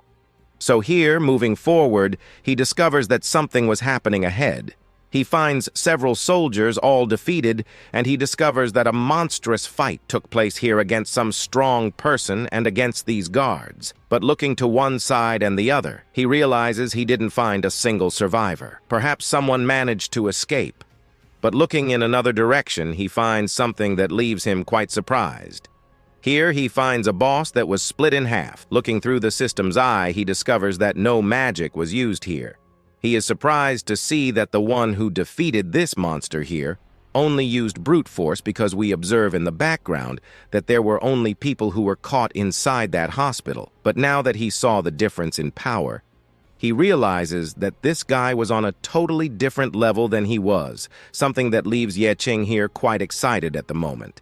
But while he was basically more than excited there by the encounter with this hunter to see his strength, the scene is cut again to that hunter and our hero's sister, who, while walking, we observe him stopping out of nowhere.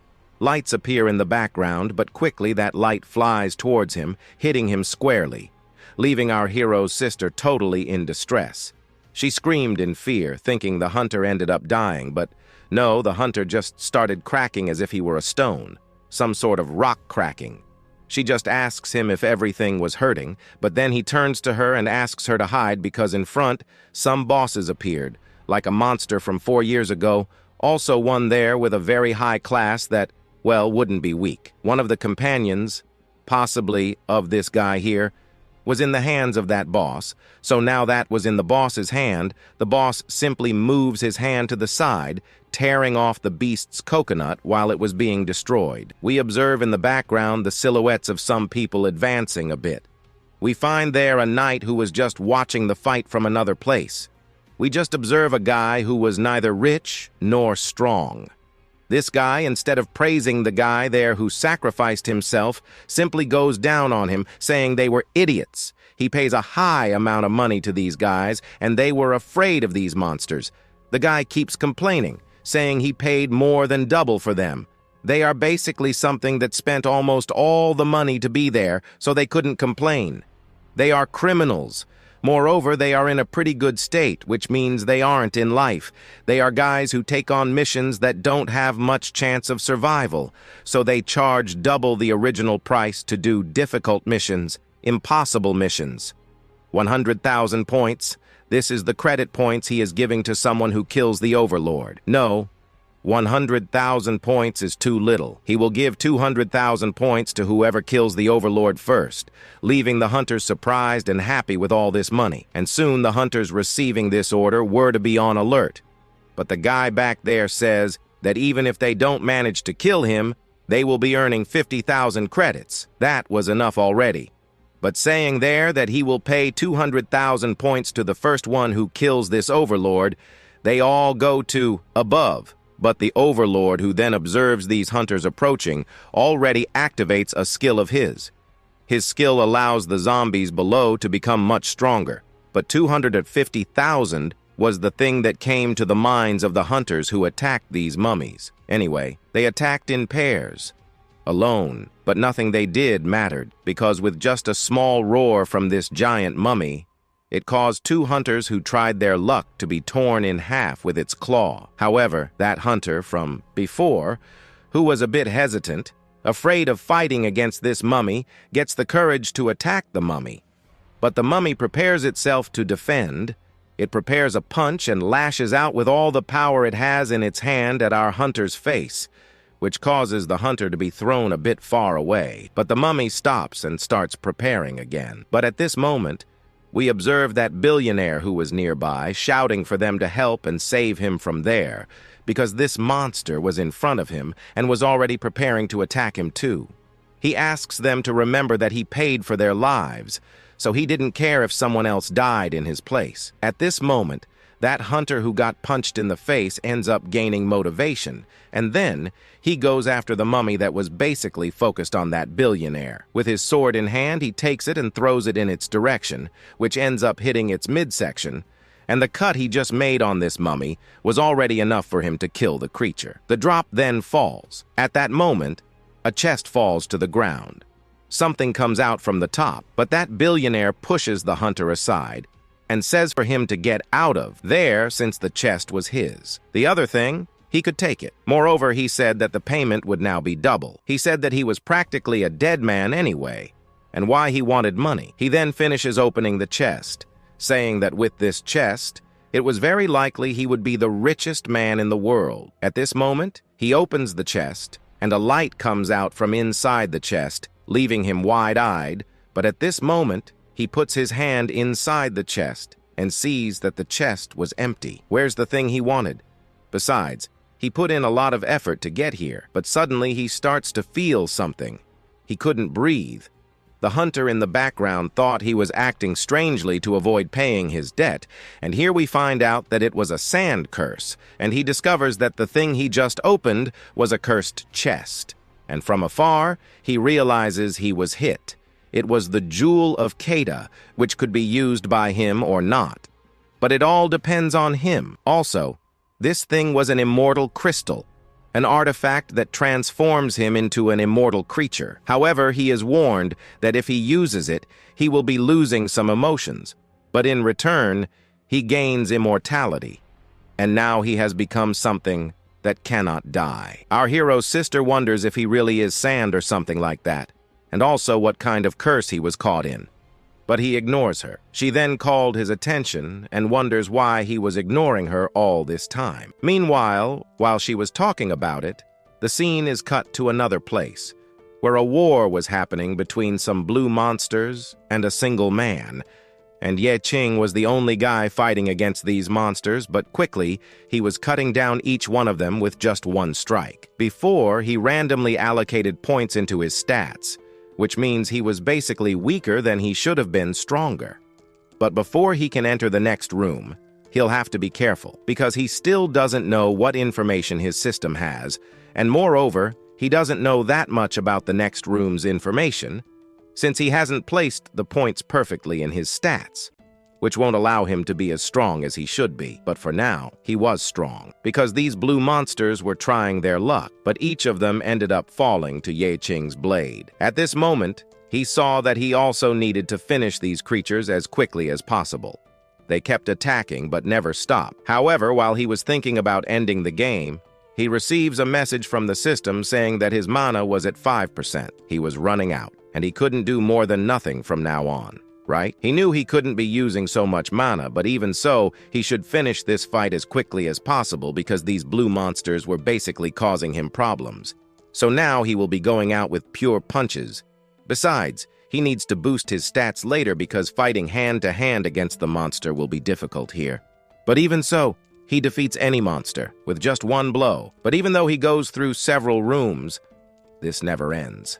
His mana was already at its maximum, and was running out, and his fatigue was also at its peak. He might not be able to go through many raids alone, and he also couldn't use his potions, because at this moment he realizes that he might be using those potions at other times.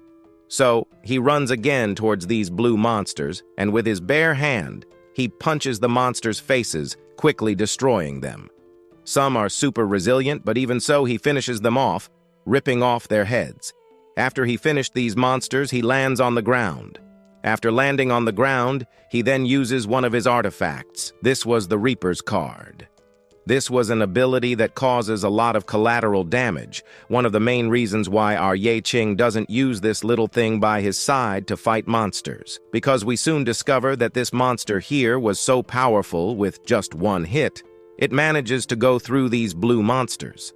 The skeleton attacked any monster, and any monster caught by it was quickly destroyed. But also, the good thing about this little thing of his is that it also manages to heal the host.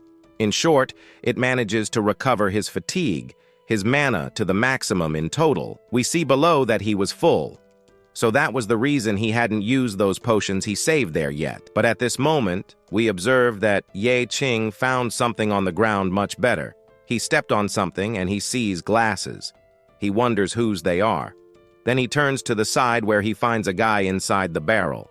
He asks this guy to come out. Otherwise, well, he asks him to stop too because he was going to come out. He was a human. Besides, he was looking for his glasses. He wonders if he saw them. He saw and then handed over the glasses he lost to this stranger.